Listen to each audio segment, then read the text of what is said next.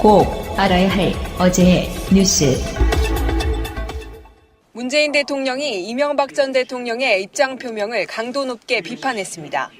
문재인 대통령은 이명박 전 대통령이 노무현 전 대통령의 죽음을 직접 거론하며 정치 보복 운운한 데 대해 분노의 마음을 금할 수 없다고 말했습니다. 문 대통령이 정치 현안에 대해 분노한다는 표현을 쓴 건 취임 이래 처음이라고 박 대변인은 전했습니다. 특히 청와대가 검찰을 이용해 정치 보복에 나섰다는 식의 주장에 대해선 정부에 대한 모욕이고 전직 대통령으로서 말해서는 안 될 사법 질서에 대한 부정이라고 말했습니다. 이 전 대통령이 성명을 발표한 어제까지만 해도 청와대 측은 무대응 입장을 유지했지만 하루 만에 문 대통령이 전면에 나서면서 강경 입장으로 선회했습니다. 청와대 핵심 관계자는 이 전 대통령의 발언이 현 정부의 근간을 흔들고 국민을 편가르는 것이라 더는 인내할 수 없었다고 설명했습니다. 김희중 전 청와대 제1부속실장은 2011년 이명박 전 대통령의 미국 순방을 앞두고 국정원 특수활동비를 달러로 환전했고 이를 김윤옥 여사 측에 전달했다고 진술한 것으로 전해졌습니다. 이 전 대통령 부부는 2011년 10월 버락 오바마 미국 대통령의 초청으로 국빈 자격으로 미국을 방문했습니다. 대통령 숙박과 공식 만찬 등 체류 기간의 비용은 모두 미국 정부가 부담했습니다. 이 때문에 김 전 부속실장의 진술대로 1억 원을 달러로 방미 직전 전달했다면 사적인 용도로 썼을 가능성이 제기됩니다. 더욱이 공적인 용도라면 청와대 특활비나 정부 예산을 집행할 수도 있습니다. 불법적으로 국정원 돈을 끌어올 이유가 없는 겁니다. 대통령 본인을 챙기는 제1부속실장이 부인과 가족을 관리하는 이 부속실에 전달했다고 하면서 여러 가지 의심은 커집니다. 당시 미국 방문에는 이 전 대통령 부부와 딸도 동행했습니다. 이와 관련해 박홍근 더불어민주당 원내수석 부대표는 특활비가 김윤옥 여사의 명품 가방 구입에 사용됐다고 주장하기도 했습니다. 하지만 법적으로 중요한 부분은 명품 가방 구입 여부가 아니라 국정원 돈이 실제 전달됐는지입니다. 이 경우 특활비 사적 유용에 해당하기 때문에 박근혜 전 대통령의 경우와 마찬가지로 뇌물 혐의 적용이 검토될 수 있습니다. 지난 2002년 7월 김백준 씨가 김경준 씨 누나 에리카 김에게 팩스로 보낸 문서입니다. 다스 전신인 대부기공이 BBK에 투자한 돈을 돌려받지 못해 당시 이명박 서울시장이 어려운 처지에 놓여 있다고 적었습니다. 이때는 김경준 씨가 주가 조작 사건 후 319억 원을 빼돌려 미국으로 도피했던 때입니다. 그런데 이 문서 서명란을 보면 김 씨가 MB 리, 즉 이 전 대통령을 대신했다고 적혀 있습니다. 이듬해인 2003년 김백준 씨는 다른 BBK 투자 피해 회사를 찾아가 함께 법적 대응을 하자며 이런 말을 했다고 합니다. 나는 이명박을 대신하고 있다. 이명박이 서울시장이지 않느냐. 현재 이명박 입장에서는 그걸 할 수가 없으니까. 2004년 다스와 다른 BBK 투자 피해자들이 공동 법적 대응을 합의한 문서를 보면 공동 서명자 중 김백준 씨 이름 아래 역시 당시 이명박 서울시장을 대신한다고 적혀 있습니다. 두 문건은 2008년 정호영 특검 수사 이후 공개된 문건들이어서 140억 투자금 상환을 주도한 다스의 실소유자를 밝히는데 중요한 단서가 될 걸로 보입니다. 방송 중간에 좋아요를 눌러주시면 새날팀들에게 큰 힘이 됩니다. 미리 감사합니다. 세이나. 트위터가 진짜 언론입니다.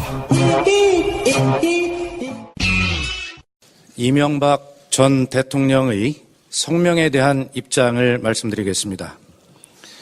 문재인 대통령은 이명박 전 대통령이 노무현 전 대통령의 죽음을 직접 거론하며 정치 보복 운운한 데 대해 분노의 마음을 금할 수 없다고 말했습니다.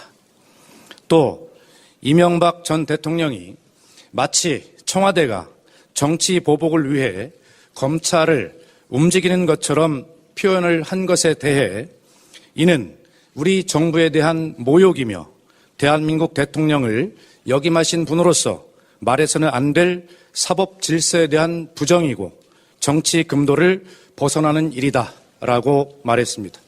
이상입니다.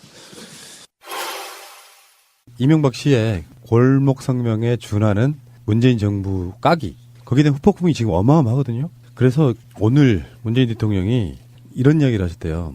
이명박 전 대통령이 노무현 대통령의 죽음을 직접 거론하며 정치 보복 운운한 데 대해 분노의 마음을 금할 수 없다.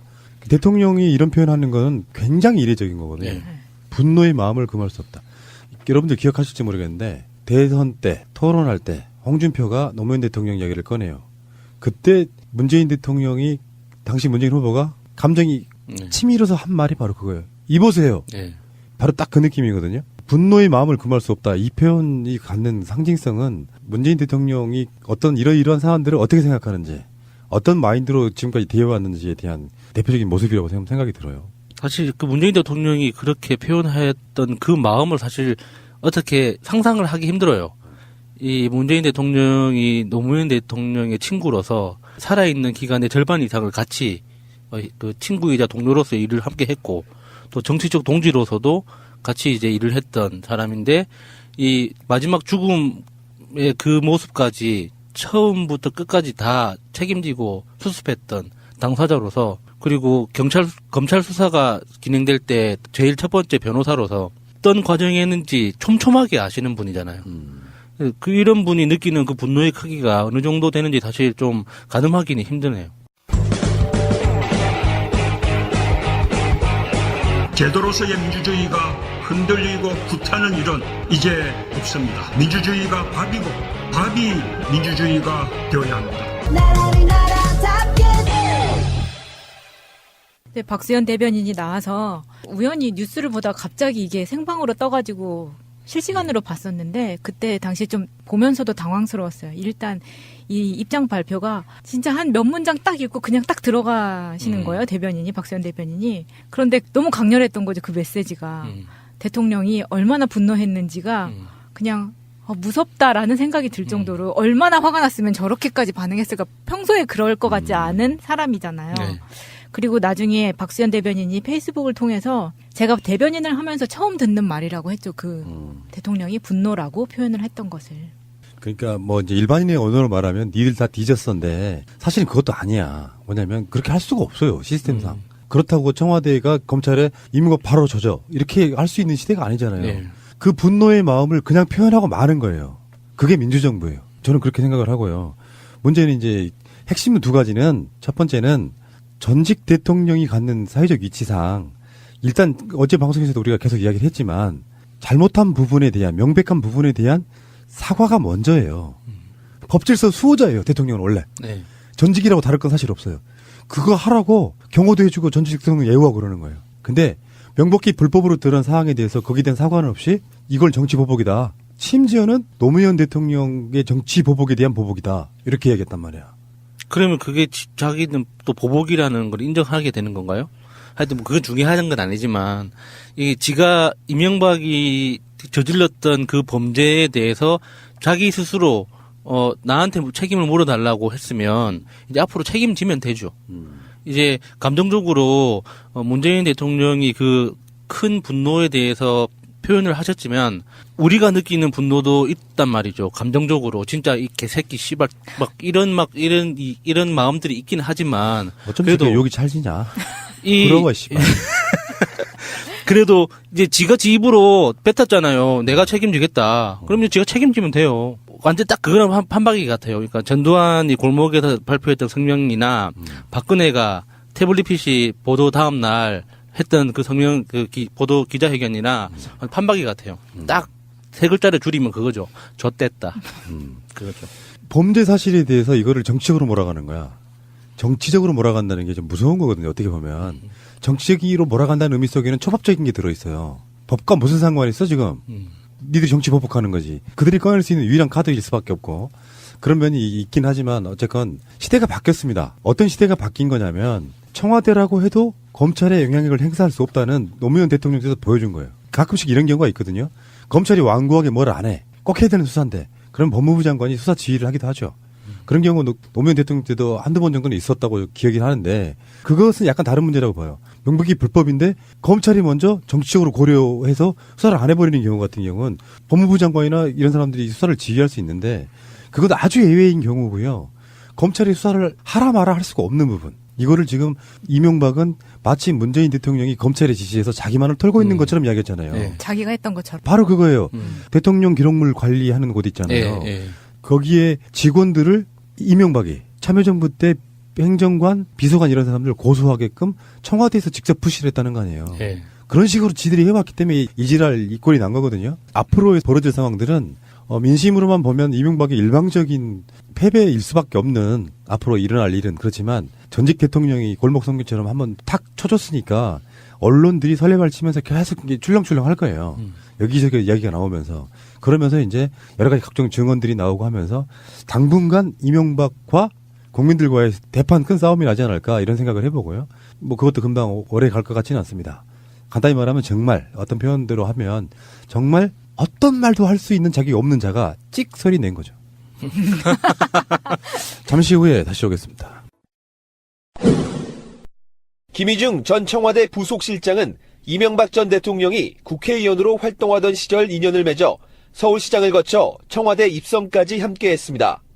조용한 성격에 일처리가 깔끔해 이 전 대통령의 비서로 15년을 일했습니다. 김희중 실장은 MB의 분신이라고 할 수 있어요. 하지만 가정에서는 돈 문제로 갈등이 심했고 2012년 7월 솔로몬 저축은행으로부터 1억 8천만 원의 뇌물을 받은 혐의로 1년 3개월의 징역형을 살았습니다. 이 과정에서 생활고가 심해졌고 부인이 우울증으로 목숨을 끊는 비극까지 겪었습니다. 특별 사면은커녕 부인 장례식 조문마저도 이 전 대통령이 챙겨주지 않자 실망감이 컸던 것으로 전해졌습니다. 김 전 실장의 지인은 MBN 취재진과 만나 극심한 생활고에 시달리며 여러 번 대통령 면담 요청을 했지만 단 한 번도 성사되지 않아 서운함이 컸던 것으로 안다고 말했습니다. 김 전 실장은 특활비 전달과 관련해 취재진에 내가 착복한 것은 없다. 나도 살아야겠다란 문자를 보내며 이 전 대통령과 결별을 통보했습니다. 어제 이명박의 그걸 뭐라고 해야 되냐 사무실 성명 뭔가 네이밍을 하고 싶은데 기침 성명. 기침 성명 좋다. 자 이명박의 컬럭 성명 이후에 7검의 1위가 누구였냐면은 김희중이었어요. 근데 김희중의 존재는 정두원 전 의원에 의해서 지금 언론상에 나왔는데 정두원이 김희중 씨와 좀 친했던 모양이에요. 그래서 김희중과 문자라든지 이런 걸 주고받으면서 내막을 그냥 언론에 공개하기 시작하니까 왜 우리가 이제 김백준이 이명박이 집사다 이렇게만 알고 있었는데 김희중은 집사 중에 집사, 집사 오브 집사, 집사 위에 집사. 그럼 영어를 어떻게 해야 돼? 난 집사 오브 집사만 준비해 왔는데 왜 그러면 이런 상황이 벌어졌을까 생각해봤거든요. 김백준이 너무 고령이잖아요. 김백준은 집사들 중에 장. 그리고 정말 실제로 한 집사는 김희중인 거죠. 나이가 이제 50대 초반이에요. 굉장히 젊어요. 그 김희중이 검찰에 불었다. 그러니까 이게 그냥 뭐 추측으로 나온 게 아니라 김희중이 직접 정두원한테 이야기한 부분인 거예요. 일단 흐름이. 그래서 실제로 거기서 나오는 어마어마한 것들 중에 이거 있잖아요. 국정원에서 받은 특활비를 이 전 대통령이 해외 출장 갈 때 달러로 바꿔 전달했고 영부인인 김윤옥 여사에게도 건넸습니다. 거기서 나온 얘기 하나 더 있죠. 지금 굉장히 회자되고 있는 거. 국정원 특수활동비 1억 원이 김윤옥 여사를 보좌하는 제2부속실 쪽에 전달이 됐고 이것이 김윤옥 여사의 명품 구입에 쓰였다. 어마어마한 사건이죠. 이 정도 되면 이제. 김윤옥에 대해서는 우리가 할 말이 많죠. 사실 우리 강기정 의원이 그 남상태 그 건과 관련해서 그때 폭로한 건도 있었어요. 영부인한테 그 접근해가지고 구명 로비 같은 거 하고 반대급부로 뭔가 대가를 주고 그랬다가 강기정 의원 그때 폭탄 맞았잖아요.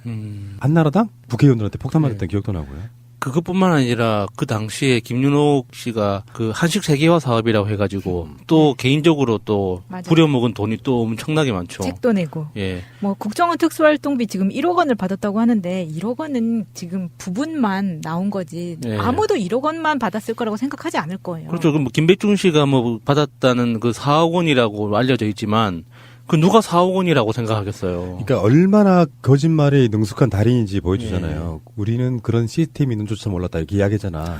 근데 가장 내밀한 걸 잘 알고 있는 완전히 신복 중의 신복인 김희중이 이거를 검찰에 이야기했다고 하면 이명박은 할 말이 없는 거예요.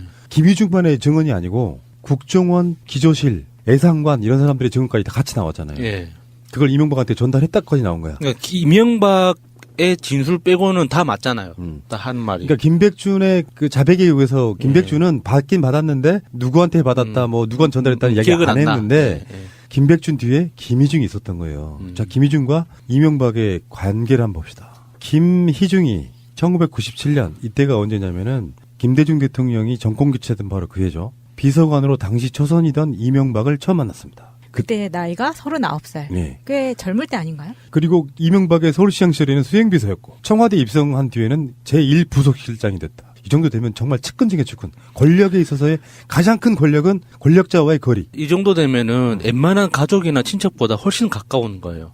더 시간도 많이 예, 보내죠. 같이 보내는 그 시간이나 거리, 그러니까 육체적인 거리만 따져도 집에서 밥 해주는 김윤옥보다 훨씬 더 가까운 거죠. 집사 오브 집사? 성골 집사? 김윤옥이 밥은 안 했을 것 같네요. 그러다가 그게 97년이었는데 2011년에 부산저축은행 불법 인출 사건이 터져요. 그래서 저축은행들이 연쇄 부실 사태가 일어났는데 2011년 일부 저축은행이 부실 금융기관으로 선정되면서 각종 비리가 이제 수면으로 올라오기 시작합니다. 그럴 때 그때 솔로몬 저축은행이라고 있었는데 이게 김희중 실장하고 지금 그게 연결이 돼가지고 결국에는 솔로몬 저축은행으로부터 경영진단 및 부분 검사와 관련해 금융감독 당국 관계자에게 부탁해서 솔로몬 저축은행에 대한 검사 기준을 완화해 주라고 그래서 영업 정지를 받지 않게 해달라고 그 청탁과 함께 김희중이 1억 8천만 원을 받습니다. 그런데 나는 여기서 이제 중요한 거야. 언론에 드러난 것은 딱 여기까지잖아요. 그래서 김희중이 물러나요. 청와대 부속실장에서 물러난단 말이에요. 그래서 이 사람이 그 임석 회장이 청와대에 있는 김희중 말고도 이상득한테는 3억 원을 줬죠. 그래가지고 결국은 솔로몬 저축은행이 살아납니다. 그러니까 영업정지 유예를 받았는데 그 사이에 솔로몬 저축은행의 부채는 또 2천억 정도 늘어나고 로비를 해가지고 솔로몬 저축은행을 살린 거예요. 그게 이제 이상득한테만 돈이 간 게 아니라 김희중한테도 갔는데 그래서 결국에는 이 실세라고 불리우는 숨은 실세겠지. 밖으로 드러나진 않지만 이 사람이 이제 그 관련해서 돈을 받았다는 명목으로 구속이 되는 거예요. 그래서 1심이 2012년에 징역 1년 3개월 실형을 선고했단 말이에요. 근데 여기 이 부분에서 좀 되게 안타까운 게 항소를 안 하거든요. 이명박이 사면을 해줄 거라고 기대를 한 거예요. 근데 이게 너무 바보 같은 짓이고 너무 믿었던 거죠. 그때까지만. 그 받은 돈이 김희중이 덮어 쓰고 갔을 가능성이 높아요. 자기가 쓴 게 아니고 이명박이 썼든 김윤옥이 썼든 간에 김희중이 그걸 뒤집어 쓰고 가서 야 이런 거 있잖아. 좀만 들어가 있으면 내가 빼줄게. 근데 안 빼준 거야. 설마 네가 날 배신해? 이런 느낌으로 보이거든요. 그러니까 일단 거기서부터 이제 배신감이 생기는데 2013년 초에 이명박이 이제 임기가 그해 2월 25일 날 끝나는 거잖아요. 정권 말기였죠. 그러니까 마지막에 사면 대상에 포함될까 하고 기다렸는데 안 해준 거잖아요. 그때부터 이제 토라지기 시작한 거지. 그러다 보니까 이 사람이 감옥에는 들어가 있고 부인은 아이들과 함께 극심한 생활고를 겪었지만 아무도 챙겨주는 사람이 없었어. 결국 출소를 1개월 앞두고 2013년 9월입니다. 부인이 목숨을 스스로 끊어버려요. 그러니까 그 부분에서 좀 더 자세한 사항들이 궁금해졌던 게 김희중 씨 정도로 15년간 MB를 보좌를 했으면 경제적으로 1, 2년 정도 수입이 없더라도 버틸 정도 되지 않았을까? 그러면 왜 갑자기 이렇게 목숨을 끊을 정도로 그러니까 안 그러면은 그 부인이 억울해서 그런 정신적인 충격이 있을 수도 있겠지만 왜냐면 이게 지금 1년 3개월을 살았는데 1억 8천을 받았단 말이에요. 그러면 1년 3개월은 충분히 버틸 수 있어야 되는데 그 생활보고가 너무 극심했다고 하잖아요. 그렇다면은 이거는 김희중이 받았다는 게 아니라 당연히 위로 올라갔다는 이야기밖에 안 되는 거죠. 그런데 문제는 이제 출소를 1개월 남겨놓고 있어서 이런 상을 당하는 경우에는 귀휴라고 해서 감옥에 잠깐 나가서 슬기로운 감방 생활에도 그런 내용이 잠깐 나오죠. 귀휴 뭐 이런 언어들이 나오는데 가서 이제 문상객을 치렀는데 이명박은 하다못해 흔한 조화 하나 안 보냈다 이거예요. 이런 중요한 측근을 그런 식으로까지 내쳤을 때는 사후 대책이라든가 이런 것도 없이 너무 자신만만했었을까요? 조화까지 안 보냈다는 거는 완전히 내친 거잖아요. 예, 이건 좀 상식 외, 예상 외였어요. 이게 정치인들한테 경조사 관리는 굉장히 중요한 거거든요. 그런데 15년 동안, 그러니까 97년부터 형을 받고 들어간 12년까지 정확하게 15년이잖아요. 15년 동안 거의 매일 얼굴을 봤을 거 아닙니까? 그렇게 지내던 자기 직원이 그러니까 그 사람이 뭐 뇌물을 받았든 무슨 사고를 쳤든 어쨌든 간에 나에 대해서 와이프 다음으로 가장 많이 알고 있는 사람이잖아요. 그러면은 관리를 해야 되는데 MB가 왜 그랬는지 진짜 이해가 안 되는 거예요. 그렇게 꼼꼼하다고 알려져 있는 사람이잖아요. 그러니까 이렇게 보시면 되죠. 만약에 관계에 있어가지고 이명박의 앞길을 막을 정도로 개인 비리를 해 먹었다면 김희중이 말이에요. 해 먹었다면 김희중이 분노할 일이 없어요. 왜 그러냐면 자기 주군에 대한 부담을 준 거잖아요. 근데 뒤집어 쓰고 들어갈 가능성이 높은 이유가 분노했다고 하는 건 그런 거야.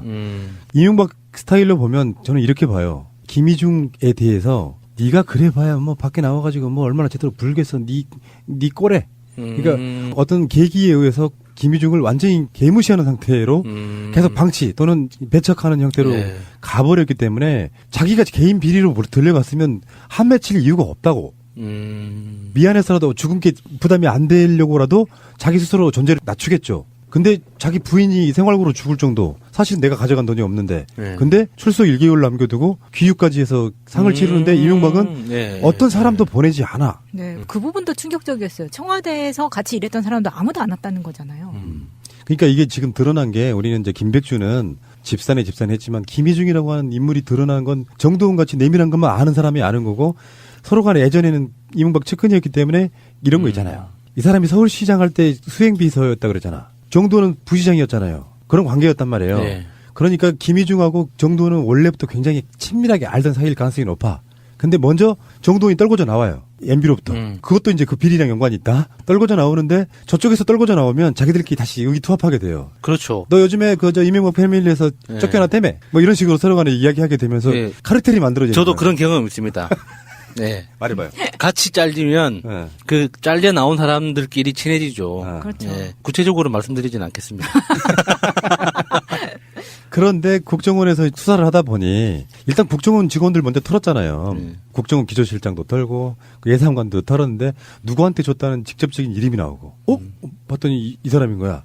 그래서 조사를 했는데 그 돈을 상납해가지고 뭐 그 돈을 뭐 이제 명품 사는 데 썼다 뭐 이런 식으로 얘기가 나오면 이건 이명박이 무슨 뭐 콜록 성명, 기침 성명에서 한 말은 다 거짓말인 거잖아요. 국정원 직원들이 미쳤고 그 수사가 어떻게 되는 거냐면 예산이라는 게 있잖아요. 그러면 아무리 국정원이라도 최소한 누가 이걸 가져갔어라고 기록되어 있는 그게 있을 거 아니에요. 그래서 자기들 내부에서 또 책임 소재를 가려야 되니까. 그러니까 너 불러다가 야 그 돈 네가 가져갔잖아. 현찰로 찾아가지고 어디다 썼어? 청와대에 전달했는데요. 누구? 이렇게 이제 찾아 올라가다 보니까 결국에는 이제 명품까지 가는 거 아니에요. 이명박은 졌댔습니다 이제는. 이게 한두 건이 아닐 거라고 보잖아요. 어쨌건 그 김희중이 있고요. 한 명이 더 있습니다. 한 명이 더 있는데 누구냐면은 장성명. 장성명은 누구냐면 장진수 전 총리실 주무관 그 사건 당시에 장성명이 청와대 민정수석실 공직기강 비서관이었어요. 이 사람이 관봉, 도장은 찍혀가지고 가로세로 띠지로 봉인된 돈다발을 5천만 원을 장진수 주무관한테 줬다는. 근데 그 돈이 또 국정원에서 나왔다는 거잖아요. 지금 김희중만큼의 파급력은 그렇게까지 세 보이지는 않는데 여기서도 구체적으로 이 사람의 어떤 입을 통해 가지고 또 다른 한 축의 비리가 지금 성립되는 그런 부분이거든요. 이 사람도 서울시 출신이에요. 그러다가 이명박에 의해서 이제 청와대까지 들어간 그런 인물이라고 보면 되겠습니다. 그러면 이 경우에도 그 국고손실죄가 다 기본적으로 적용되는 거겠네요. 그러면은 MB도 무기징역 내지 뭐 최대 45년까지 기대해 볼 수 있는 거네요? 아무리 정치적 타협이 가능하다는 시대라고 하더라도 이 정도 나오면 이명박은 법적인 책임을 져야 돼요. 저번에 뭐 이제 뭐 설 지나고 막 올림픽 지나고 이야기했는데 이 정도 분위기로 가면 진짜 며칠 안에 이명박이 포트라인에 설 수도 있습니다. 다 나왔잖아 지금. 증거 증언들이 다 나왔잖아요. 심지어 이명박 부인의 김윤옥의 명품까지 나왔잖아요. 그러면 김윤옥도 구속할 수 있을까요? 가능하다고 봅니다. 김윤옥도 범죄 당사자잖아요. 그렇게 되면은 참 좋겠네요. 근데 일반적으로 이제 전 대통령하고 영부인을 같이 구속하는 일은 사실 우리나라 법에서 왜 그런 거 있잖아요. 아니, 같은 방에 넣는 것도 아니고 뭐 그 여자 감옥에 따로 있고 남성들끼리 분리 수감하잖아요. 그런 의미가 아니고 이런 경우 있잖아요. 같은 범죄를 했는데 아버지와 어머니가 같이 잡혀 들어가면 어린 자녀들 부양을 못해서 부인은 구속 안 하고 이런 거 있어요. 친제랑 금다시 보면은 부부가 같이 이게 감옥 가요. 친제랑 금다시 안 봤어요. 그 같이 사기 혐의로 들어가잖아요. 그 총 만들어주는 부부가. 그러니까 이시영도 돈 잘 버는데 감옥 뒷바라지 하면 되죠. 사실은 빵빵하게. 그러니까 지금 김희중과 장성명이 이제 사실은 이명박의 범죄를 가장 가까이에서, 그러니까 장성명만 해도 그 민정수석실에 있는 공직기강 비서관이라는 게 이런 거잖아요. 이명박이 서울시를 거쳐서 청와대로 들어갔기 때문에 측근 중에 측근인 사람을 데리고 갈 거 아니에요. 네. 그렇다 보니까 완전 실세였다잖아요. 그런 쪽이 은밀한 어떤 범죄들은 장성명이 실행했을 가능성이 높은데 이 사람이 이런 식의 어떤 증언들이 나오기 시작하면은 이명박은 못 버티겠다 저는 이런 생각이 들거든요. 그리고 또 특별히 그 외로워 보이는 게 지지하는 사람이 아무도 나서지 없어. 않아요. 너무 없어. 이게 누구 하나라도 MB 이게 끝까지 힘내라. 이렇게 지지하는 사람이 아무도 없다는 게 초라해 보이는 거죠. 그날 그 성명 발표한 날 그 사무실에 있었던 소수의 사람들 있잖아요. 네. 김효재라던가 뭐 이런 사람들은 몇 명 나와 있었는데 정말 무슨 노인정 중에서도 왜 그 중에서도 나이 많은 사람들 그러면 60대 할아버지들을 막 막내 동생 부리듯이 한다는 그 모습이었어요. 네. 완전 딱. 그래서 지금 정치권이 발칵 뒤집힌 상태잖아요. 그래도 전직 대통령이고 정치적으로 목소리를 낼 수 있는 유일한 전직 대통령이잖아요. 네. 박근혜는 갇혀 있어, 노태우는 병석에 있어, 전두환은 어떤 말을 하면 욕을 먹기 때문에 나설 수가 없고 네. 그 상태에서 전직 대통령이라고 하는 자가 이런 식으로 개인 비리가 되면 저건 끊기 힘들어져요. 증언들이 다 나왔는데 뭐 국정원 특활비 이명박이 처음에 나는 프레임을 잘못 떴다고 봐요. 정치적인 관행인 부분이 있었다라고 하면 조금 더 이렇게 상쇄되는 부분이 있어요. 오히려 특활비. 네. 근데 이거를 전혀 몰랐다고 한 건 지금 자기 측근으로 해서 다 뒤집힌 상태잖아요. 네. 이 말은 번복할 수가 없는 거예요. 이게 멍청한 짓거리 제가 전 방송에 그랬잖아요. 대책회의 하면 바로 구속. 네. 증거인멸. 말 맞추기. 그리고 하나 더가 이런 거죠. 먼저 프레임을 짤 때 그 시스템을 몰랐다고 했는데 바로 며칠 지나지 않아서 자기 측근들이 불어버려. 만약에 이 사람들이 정말 정신이라면 내가 썼다. 들어가면 돼. 예. 김희중처럼 솔로몬 저축은행. 근데 김희중을 봤잖아요. 그렇지 봤지. 나도 살아야 되는데 뭐. 근데 기왕 1위 된 거 그 이시영 그 마약 혐의까지 같이 조사해가지고 온 가족을 다 구속시키는 건 어떨까요? 다스는 누구 건데요? 네. 뭐 어쨌거나 뭐 지 거 아니라는데.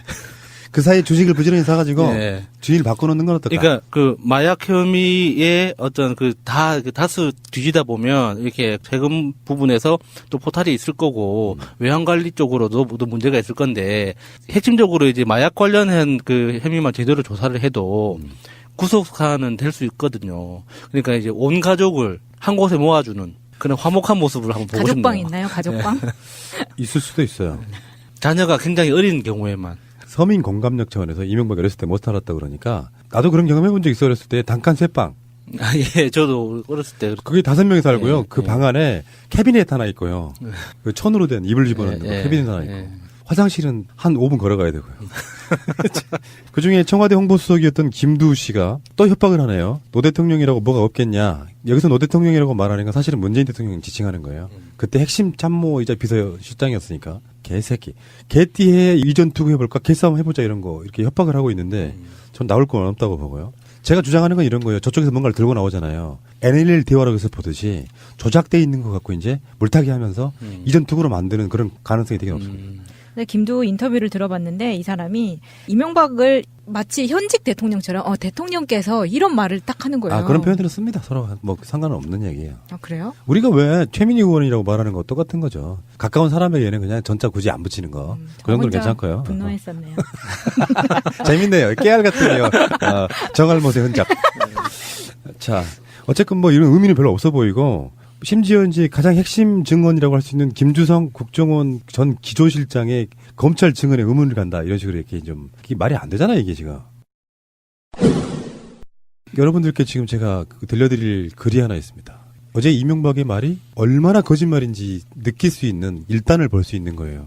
노무현 대통령이 2008년에 퇴임하고 한때 그 당시에 이지원 시스템 관련하고 대통령 기록물 관련해 갖고 논란이 있었던 적이 있었잖아요. 청와대가 노무현 대통령 기록물 관련해서 노무현 대통령 당시에 청와대 비서진들 여러 명을 고소하게끔 만드는 사주까지 했다. 뭐 이런 얘기가 나오는데 그 당시에 노무현 대통령이 이명박에게 보낸 편지를 한번 읽어드려 볼게요. 좀 길더라도 여러분들 한번 들어보시기 바랍니다. 이명박 대통령님, 기록 사본은 돌려드리겠습니다. 사리를 가지고 다투어 보고 싶었습니다. 법리를 가지고 다투어 볼 여지도 있다고 생각했습니다. 열람권을 보장받기 위하여 협상이라도 해보고 싶었습니다. 그래서 버티었습니다. 모두 나의 지시로 비롯된 일이니 설사 법적 절차에 들어가더라도 내가 감당하면 될 것이라고 생각했습니다. 그런데 이미 퇴직한 비서관, 행정관 7, 8명을 고발하겠다고 하는 마당이니 내가 어떻게 더 버티겠습니까? 내 지시를 따랐던 힘없는 사람들이 어떤 고초를 당할지 알 수 없는 마당이니 더 버틸 수가 없습니다. 이명박 대통령님, 모두 내가 지시해서 생겨난 일입니다. 나에게 책임을 묻되 힘없는 실무자들을 희생양으로 삼는 일은 없도록 해주시기 바랍니다. 기록은 국가기록원에 돌려드리겠습니다. 전직 대통령을 예우하는 문화 하나만큼은 전통을 확실히 세우겠다. 이명박 대통령 스스로 먼저 꺼낸 말입니다. 내가 무슨 말을 한 끝에 답으로 한 말이 아닙니다.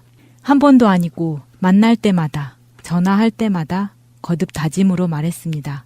그 말을 듣는 순간에는 자존심이 좀 상하기도 했으나 진심으로 받아들이면서 감사하다고 말씀드렸습니다. 그리고 은근히 기대를 하기도 했습니다. 그 말씀을 믿고 저번에 전화를 드렸습니다. 보도를 보고 비로소 알았다고 했습니다. 이때도 전직 대통령 문화를 말했습니다. 그리고 부속실장을 통해 연락을 주겠다고 했습니다. 그래서 선처를 기다렸습니다. 그러나 한참을 기다려도 연락이 없어서 다시 전화를 드렸습니다. 이번에도 연결이 되지 않았습니다. 몇 차례를 미루고 하더니 결국 담당 수석이 설명드릴 것이다 라는 부속실장의 전갈만 받았습니다. 우리 쪽 수석 비서관을 했던 사람이 담당 수석과 여러 차례 통화를 시도해 보았지만 역시 통화가 되지 않았습니다. 지금도 내가 처한 상황을 믿을 수가 없습니다. 전직 대통령을 내가 잘 모시겠다. 이 말이 아직도 귀에 생생한 만큼 지금의 궁색한 내 처지가 도저히 실감이 나지 않습니다. 내가 오해한 것 같습니다. 이명박 대통령을 오해해도 크게 오해한 것 같습니다. 이명박 대통령님, 가다듬고 다시 말씀드리겠습니다. 기록은 돌려드리겠습니다. 가지러 오겠다고 하면 그렇게 하겠습니다. 보내달라고 하면 그렇게 하겠습니다. 대통령 기록관장과 상의할 일이나 그 사람이 무슨 힘이 있습니까? 국가기록원장은 스스로 아무런 결정을 하지 못하는 것 같습니다. 결정을 못하는 수준이 아니라 본 것도 보았다고 말하지 못하고 해놓은 말도 뒤집어 버립니다. 그래서 이명박 대통령에게 상의 드리는 것입니다. 이명박 대통령님, 질문 하나 드리겠습니다.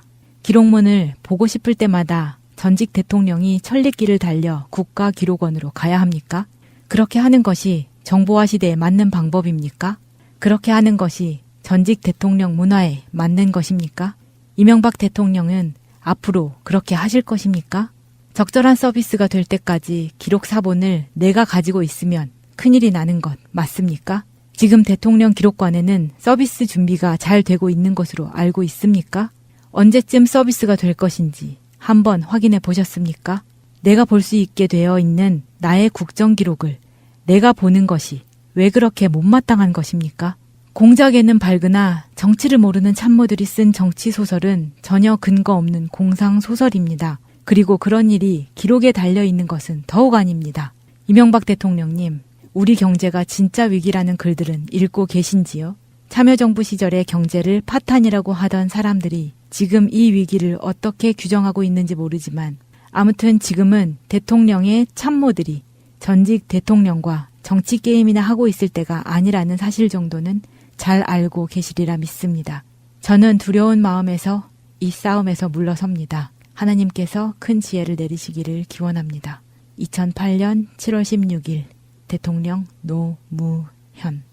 그리고 그 다음에 5월 달에 돌아가시는 거거든요. 논란들 속에 돌아가시는데 대통령 기록관의 현판이 신영복 선생의 글이었대요. 예. 이것도 바꿔버립니다. 그냥 일반적인 폰트로 바꿨더라고요. 노무현이 한 건 다 싫어. 그런 네. 기조였단 말이죠. 실제로 보면 진정성 하나가 없잖아요. 보도로도 나온 얘기예요. 전직 대통령들을 예우하는 문화를 만들겠다. 그래놓고 뒤에서는 여러 가지 형태로 보복하고 심지어 이제 박연차 관련해서 정치 보복이라는 건 그런 거 아니에요. 전직으로 네가 살아있으면 안 돼. 생명을 죽인다 이런 개념보다 정치적으로 완전히 매장이 돼야만 내가 정치 약간 독재 형태를 가지고 갈 수 있으니까 부도덕한 사람으로 만들기 위해서 박연차 등을 동원해가지고 노무현 대통령을 정말 나쁜 사람으로 만들어버리잖아요. 목소리 내지 못하게. 그냥 나쁜 사람이 아니라 진짜 지저분한 걸로 만들었죠. 그래서 결국은 그런 상황이 벌어지는 건데 정치 보복이라고요? 지금 여기 나오는 그런 것도 분명히 그런 부분이 있잖아요. 내 기록물을 보기 위해서 내가 직접 예. 가야 되느냐. 뭐 이게 어떤 의미라고 생각하냐면 정보 접근성을 쉽게 하자 이런 의미예요. 내 기록인데 내가 볼 수 있는 법적으로 합법적으로 볼 수 있는 건데 시스템이랄까 이런 게 기술이 좋아졌잖아요. 김대중 예. 노무현 예. 대통령 때 이때는 집에서도 열람할 수 있게끔 해달라. 뭐 이런 여러 가지 이야기인데 결국은 이명박 자체는 약속 하나도 안 지키고 이 글을 보면 그런 게 나오잖아요. 연락해도 안 받아 이제. 그러니까. 쌩까버리는 거예요. 예. 정말 모욕감 들겠어. 바로 얼마 전까지 대통령으로 있던 사람인데 관련된 부서나 이명박 자체가 연락을 안 받아봐요. 예. 나쁜 새끼입니다. 문재인 대통령이 얼마나 화가 났을지 읽으면서 막 느껴졌어요. 자, 근데 문제는 이제 저쪽에서 정치 보복이라고 하니 정치 보복 프레임에 같이 뛰어들면 안 돼요. 범법적 소탕 작전. 이게 이 이야기 핵심인 거지. 그렇기 때문에 노무현 대통령을 지지하는 또는 노무현 대통령의 최측근이었던 문재인 대통령이 정치 보복한다 이런 논리로 가면 안 된다 말씀드리고 싶어요. 예, 이제 다시 세월호다 33번째 시간입니다. 손주님 나오셨습니다. 네, 안녕하세요. 예, 공손주님 나오셨고요. 다음에 명종님 나오셨습니다. 안녕하세요. 유명종입니다. 예, 어서 오시고요. 지난주에 제 대신 사회 보시느라고 고생하셨고요. 식은땀 많이 흘렸습니다. 그날. 아니, 근데 잘하셨어요, 보면. 기본 맥락을 알고 있어야 이런 대화가 가능해요. 모르고 이야기를 할 수가 없는 부분이고. 딱 일주일 전에 혀를 깨무는 바람에. 입안에서 피가 계속 흐르고 있는데 피를 삼키는 느낌 아세요? 혀에서 피가 나서 피를 막 삼키고 있는 느낌. 정말 힘들었다는 말씀 드리고요. 걱정해 주신 많은 분들께 감사드리는데 명종님이 너무 말을 세게 했어. 무슨 대단히 부상이나 당한 것처럼. 도저히 발음을 할 수 없을 정도인데 어떻게. 그 고통을 제가 잘 압니다. 저도 예전에 많이 씹어봤거든요. 내가 그거를 이제 그냥 피가 흐른 채로 했다 그러면 막 선혈이 낭자한 채 유혈이 낭자한. 예, 감사드리고요. 자, 이 이야기부터 먼저 하겠습니다. 1월 16일 날 화요일 날 오전 11시에 대전 국립현충원에 세월호 참사 9분의 선생님의 국립묘지 안장식이 있었습니다. 그래서 단원고 양승진 선생님, 윤이나 선생님, 김응현 선생님, 이혜봉 선생님, 박육근 선생님, 전수영 선생님, 최혜정 선생님, 이지혜 선생님, 김초원 선생님 9분이 국립현충원에 안장됐습니다. 고창석 선생님이 지난해 11월에 안장을 했고요. 남윤철 선생님은 유가족 요청에 따라서 따로 청주에 있는 성요셉공원에 안치돼 있다고 하네요. 이분들은 학생들을 구하고 양승진 선생님 같은 경우는 구명조끼를 벗어서 이제 자기 제자들한테 주는 최대한 구하다가 결국엔 못 빠져나오시고 고인이 되신 분들인데 이런 분들이 국가 유공자가 되시는 거죠. 국가가 당연히 해야 될 일인데 박근혜 정권 때는 그런 일이 있었잖아요. 이것을 유공자로 해준다 못한다. 기간제이기 때문에 된다 안 된다. 뭐 여러 가지가 있었지 않습니까? 그런 상황들을 좀 벗어나서 사회에 귀감이 되는 그런 분들, 국가의 대기를 위해서 교육 현장에서 제자들을 사랑하는 선생님들 이런 분들이 사회적으로 높게 떠받들여지는 뭐 그런 분위기가 좀 만들어져야 된다 이렇게 생각이 드네요. 다시 한번 그 선생님들이 고귀한 희생에 감사드리고요. 죄송한 마음도 있고 그렇습니다. 그 제가 세월호 2014년 4월 16일 이후에 그 양승진 선생님이 올라오셨을 때 인천의 길병원에서 장례를 치르셨는데요. 그쪽에 모셨었는데 한번 갔었어요. 한 번도 뵌 적이 없고 모르는 분이지만 그래도 정말 감사와 죄송함의 인사를 한번 드려야 되겠다라고 해서 갔었는데 유가족 분들이 굉장히 고마워하시더라고요. 어떻게 되냐 그래서 그냥 시민입니다 그러고서 인사를 했는데 굉장히 고마워하시고 그때 이제 그 모습을 뵀는데 사실은 이렇게 고귀한 희생을 하신 선생님들에 대해서 그동안 너무 인간 같지 않은 짓들을 많이 해왔기 때문에 국립묘지에 안장하게 된 이 결정에 대해서는 정말 하나의 그 커다란 선례가 된다고 봐요. 대한민국의 어떠한 직업을 갖고 있건 어떠한 형태의 직업을 갖고 있건 사회 정의와 어떤 선을 위해서 자기 자신이 고귀한 희생을 하신 분들은 국가적으로 반드시 이렇게 예우를 해줘야 된다는 선례를 세워놓은 거기 때문에 굉장히 중요한 결정이다 이렇게 보고 있습니다. 맞습니다. 삼가 고인 분들의 명복을 빌겠습니다. 잠시 후에 오겠습니다. 자, 순주님. 네. 오늘도 여전히 해군이시죠? 네. 해군 말씀을 지난주에 그 들려주셨던 음성 파일들이 있잖아요. 다시 한번 들어봤어요. 편집하면서. 정말 분노스럽더라. 그 마지막에 광화문 광장의 행사 때 그런 파일들이잖아요. 네. 세상에 그렇게 뻔뻔할 수가 없어. 아이들 분향소 바로 뒤에서 했던 얘기입니다. 맹활약했대. 자, 시작하십시오. 네. 그래서, 지난 시간에는 말씀드렸던 것처럼 천안함 당시에는 SSU 대원들이 산업투가 넘는 강한 유속, 그리고 수온이 3도 정도 낮은 수온에서도 바지선 없이 고무단정으로 가이드라인도 설치를 하고 선내 진입도 시도를 했다는 내용을 이제 말씀을 드렸고요. 그 다음에 세월호가 침몰하기 직전까지 해경, 해군 모두 탑승객 400명 정도가 빠져나오지 못하고 있다는 사실을 이제 알고 있다는 이제 부분을 말씀을 드렸습니다. 이제 이후로 이제 세월호 침몰 당일날 이제 상황 대책회의, 해군과 해경들이 현재 침몰 현장에서 어떻게 대응을 할지를 계획을 어떤 걸 논의를 했는지 좀 말씀을 드릴 건데요. 지난 시간에 세월호 1차 청문회에서 장진홍 해난 구조대장의 발언을 몇 가지 좀 말씀을 드렸는데, 한 가지 좀 추가로 말씀을 드릴 사항이 있어서 1차 청문회에서 최일숙 의원이 물어봅니다. 수중 수색 꼭 필요한 가이드라인도 겨우 하나 설치된 상태였는데 수중 수색 1명, 2명 정도 들어가는데 그럼 많은 인원이 실제로 뭘 하고 있었냐고 물어보니까 장진홍 해난 구조대장이 하는 얘기가 보트에서 대기 상태였습니다라고 얘기를 해요. 그리고 추가적으로 하잠색을 연결할 수 있을지 세월호 주변을 보트로 계속 확인하면서 잠수사가 직접 들어가지는 않고 줄을 이용해서 선미 부분의 하잠색을 연결할 수 있는 방법을 알아보고 있었습니다. 라고 얘기를 합니다. 잠수사가 들어가지 않고 하잠색을 연결할 수 있는 방법을 해상 위에서 눈으로 본다고 확인할 수가 있나요? 근데 이렇게 돌아보면서 가이드라인을 어디다 연결하지? 이제 그러고 이제 있었다는 거죠. 그러면서 하는 얘기가, 그러나 모든 게 조류 때문에 실시가 실패된 상황이었습니다. 그러니까 유속이 세서 실패됐다고. 우리가 능력이 없거나 안 하려고 했던 게 아니고 조류가 세서 다 실패된 상황이었다고. 1차 청문회에서 나와서 이제 얘기를 한 사항이 있습니다. 그 얘기 그대로 그게 진실이라면 이 사람들은 하잠색 가이드라인을 설치하기 위해서 들어갈 생각이 전혀 없었고 수면 위에서 설치하려다 보니까 줄에다가 닷 같은 거 걸어서 내려서 이렇게 걸으려고 했던가 보죠. 그러다 보니까 조류에 휩쓸려서 불가능했다. 딱 그거네요. 안 걸렸나 봐요. 저도 안 그래도 그 생각이 딱 들더라고요. 그러면 이렇게 가이드라인 끝에다가 줄을 하나 달아서 이렇게 빙빙 돌았나? 혹시 어딘가에 걸리겠지? 하고 예. 근데 가이드라인은 인명을 구조하기 위해서 인명이 있는 곳에 직접 잠수해서 들어가서 연결을 해야 되는 거잖아요. 아무데나 그냥 거는 게 가이드라인이 아닌데, 예, 이렇게 말도 안 되는 얘기를 해서 좀 말씀을 드렸고요. 해군 제5전단, 여기 이제 SSU 예하 이제 있는 부대인데요. 5전단의 잠수 제한 요소 자료라는 게 있어요. 2010년도 자료인데, 요걸 좀 보면 잠수가 이제 하면 안 되는 게 시정이 2m 이상일 경우에는 정상으로 가능하고 1에서 2m 정도가 탐색 제한이 된대요.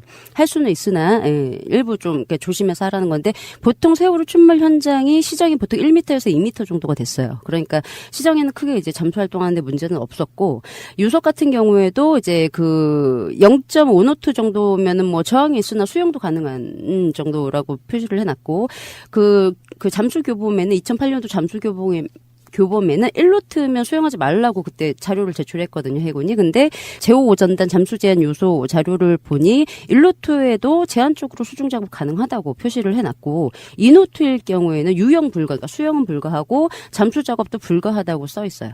네. 실제 이제 국정조사 때 제출한 자료는 1노트 제한이 되어 있는 자료를 제출했고, 요거는 제출을 안 한 거고요.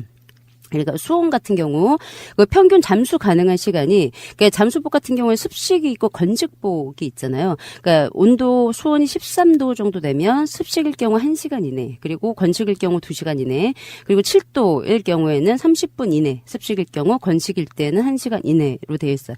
그러니까 7도 정도 되면 이제 미만이니까 천안함 때 해상 수온 온도가 될 것 같고요. 13도면은 세월호 때 수온 온도가 더 따뜻했으니까. 그래서 1시간 이내 습식일 경우, 그리고 건식일 경우 2시간 이내 잠수가 가능하다고 제5전대장 잠수 제한 요소 자료에 적혀져 있어서 좀 읽어드렸습니다. 세월호 침몰 현장에 보면 16일 같은 경우에는 파고가 1m였고요. 수온이 12.9도였어요. 그리고 이때가 이제 대족이라고 말씀드렸잖아요. 16, 17, 18일이 이 사람들이 말하는 대족인데 유속이 1.7에서 2.6노트가 나왔고요. 17일 같은 경우에는 파고 역시 1m 내외라고 되어 있고 수온 14.5도. 더 올라갔어요. 그래서 최강류 기준으로 1.6노트에서 2.7노트였어요. 17일. 그리고 18일 같은 경우에는 이것도 파고가 1m 정도 됐고 수온 13.5도. 그리고 역시 최강류 기준으로 1.7에서 2.8노트가 유속이 이제 체크가 됐습니다. 세월호 침몰 현장이. 그래서 천안함 때보다는 훨씬 더 약한 유속이 확인이 됐고요. 대책회의를 좀 이제 말씀을 드릴게요. 세월호 침몰하자마자 그 16일 날 첫 회의, 그러니까 대책회의가 처음으로 열린 게 삼천구함에서 오후 3시 40분에서 4시 10분까지 진행이 된 첫 회의였습니다. 여기 참석한 사람들은 해경청장, 서해청장, 그리고 경비과장이나 경비과장하고 해난구조대장하고 해군 3함대 사령관 하고 민간업자들이 이제 그 참석을 해서 그 회의를 했는데, 회의한 내용을 좀 보면 그 사고 발생 관련 현황 및 상황 공유를 했고, 각 동원 세력 구조, 수색 구조 운영 계획에 대해서 토의를 했대요. 그래서 실종자 구조를 위한 해경, 해군 협력 강화 방안을 논의를 했다네요. 지금 실시간으로 그 잠수 장비를 가지고 왔으면 지금 실시간으로 구조 활동을 해야 되는 시간이에요. 구조 활동을 해야 되는 시간인데 삼천구함에 해경, 해군 다 모여서 우리 앞으로 어떻게 협력을 할까를 논의를 했다는 거죠. 해경 측 이제 회의 참석자 같은 경우에는 조속한 잠수의 필요성에 대한 논의를 했대요. 이거 모르나요? 조속한 잠수가 필요한지. 그래서 양측 모두 생존자 구조를 위해 최대한 빠른 시간 안에 잠수를 해야 한다는 점은 공감을 하였으나 사고 해역의 빠른 조류와 나쁜 수중 시정으로 인해서 정조 시간에 맞추어 해경과 해군이 합동으로 입수하는 걸로 결정을 했대요. 그리고 해경, 해군 현장 실무 파트너, 협조 파트너를 지정을 했다네요. 그래서 해경 목포 구조대장과 해군 측 대표를 현장 작업 업무 협조 파트너로 지정하기로 결정. 근데 이 협조 파트너는 이미 순환구호법하고 재난안전관리법에 이미 규정이 돼 있죠. 예, 그렇죠. 서로 협력하라고. 근데 굳이 법에도 나와 있어서 그냥 협력을 하면 될 거를, 예, 삼천구함에 모여서 우리 협조하자 해서 파트너를 하기로 지정을 했다고 얘기를 했고요. 그다음 그 해군 해난구조 SSU 투입 관련돼서 그 해경의 해난구조대 투입 가능 여부에 대해서 물어봤대요. 해군한테. 그러니까 해군이 그때 왜 처음에 출동했을 때 스쿠버 장비 안 가지고 그냥 슈트만 입고 갔잖아요. 그래서 그 10명 정도 지금 사고 해역에 도착은 해 있는데 잠수 장비가 없어서 지금 잠수가 안 되는 상태라고 얘기를 했어요. 그래서 적어놨어요. 근데 문제는 스쿠버 장비를 해군이 안 가져갔을 뿐 해경 장비는 있어요, 현장에. 그렇죠. 예. 네, 해경 스쿠버 장비는 있고요. 그 12시 44분에 삼함대에 있는 SSU가 잠수 장비를 가지고 이미 침몰 현장에 12시 44분에 도착해 있는 상태였어요. 장비가 없어서 잠수를 못하는 게 아니죠. 예. 근데 이렇게 이제 핑계로 대놔서 이제 적어놨고요. 선내 공기주입 관련돼서 논의를 한 내용이 그 실종자들의 생존 가능성에 대비해서 공기주입 등의 방법도 검토가 필요하다고 판단하고, 예, 민간업자 가로 열고 군무수중개발 박승도 대표에게 가능 여부를 타진하였으나, 그러니까 니네 공기 주입할 수 있어? 타진하였으나 장비가 준비되지 않아 지금 당장은 힘들다고 그랬다고. 이거 공기 주입 구조 활동이죠. 구조 활동이면 해군하고 해경이 해야 되는 일이에요. 근데 이거를 금호수중개발 박승도 사장한테 물어봤는데 박승도 사장이 못한다 그랬대요. 그래서 공기 주입은 16일날 지금 없었고요. 예, 그다음에 그 예인 해서 이제 구조하는 방법에 대해서 논의를 했는데, 예인에서 구조하는 방법과 예인 후에 이동하는 장소에 대해서 논의를 했대요. 예인하게 되면 어디로 옮겨갈지. 근데 이게 현대중공업에서 이제 그 왜 세월호 침몰 16일 날 오전 9시 10분부터 10시 10분까지 탑승객들을 구조하기 위해서 해경 지휘부들이 모여서 논의를 해야 될 시간에 이제 요 크레인을 동원을 했잖아요. 해경 지휘부들은 구조하라는 지시 한 번도 없이. 그래서 지금 침몰 현장으로 이동을 하고 있어요. 그래서 요 이제 크레인들 현대중공업에서 사용하는 크레인 길이가 60m이고 선박을 들었을 때 체인 길이가 200m가 필요하다면서 수심 40m에서 들 수 있는 방법이 힘들면 뒤집어서 부력을 상승시킨 후에 작업을 하는 방법에 대해서 논의를 했대요. 세월호 선수를 들지를 못한다고 얘기하는 사람들이 6,800톤 여객선을 뒤집을 생각을 하고 있죠. 이렇게 돌려서 선박을 들을 수 있는 방법에 대해서 논의는 하는데 선수는 못 든다. 그래서 못 들었어요.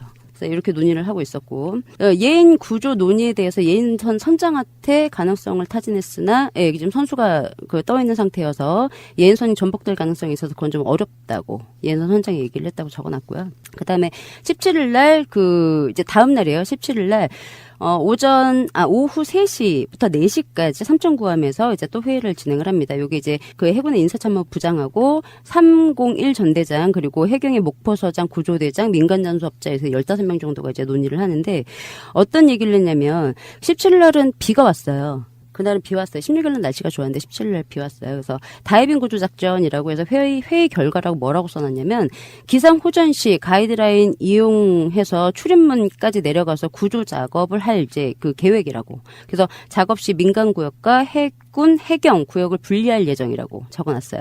근데 다이버 하시는 분들은 다 아시겠지만 해상 기상 그 해상에서 비가 오는 거는 다이버랑 전혀 상관이 없어요.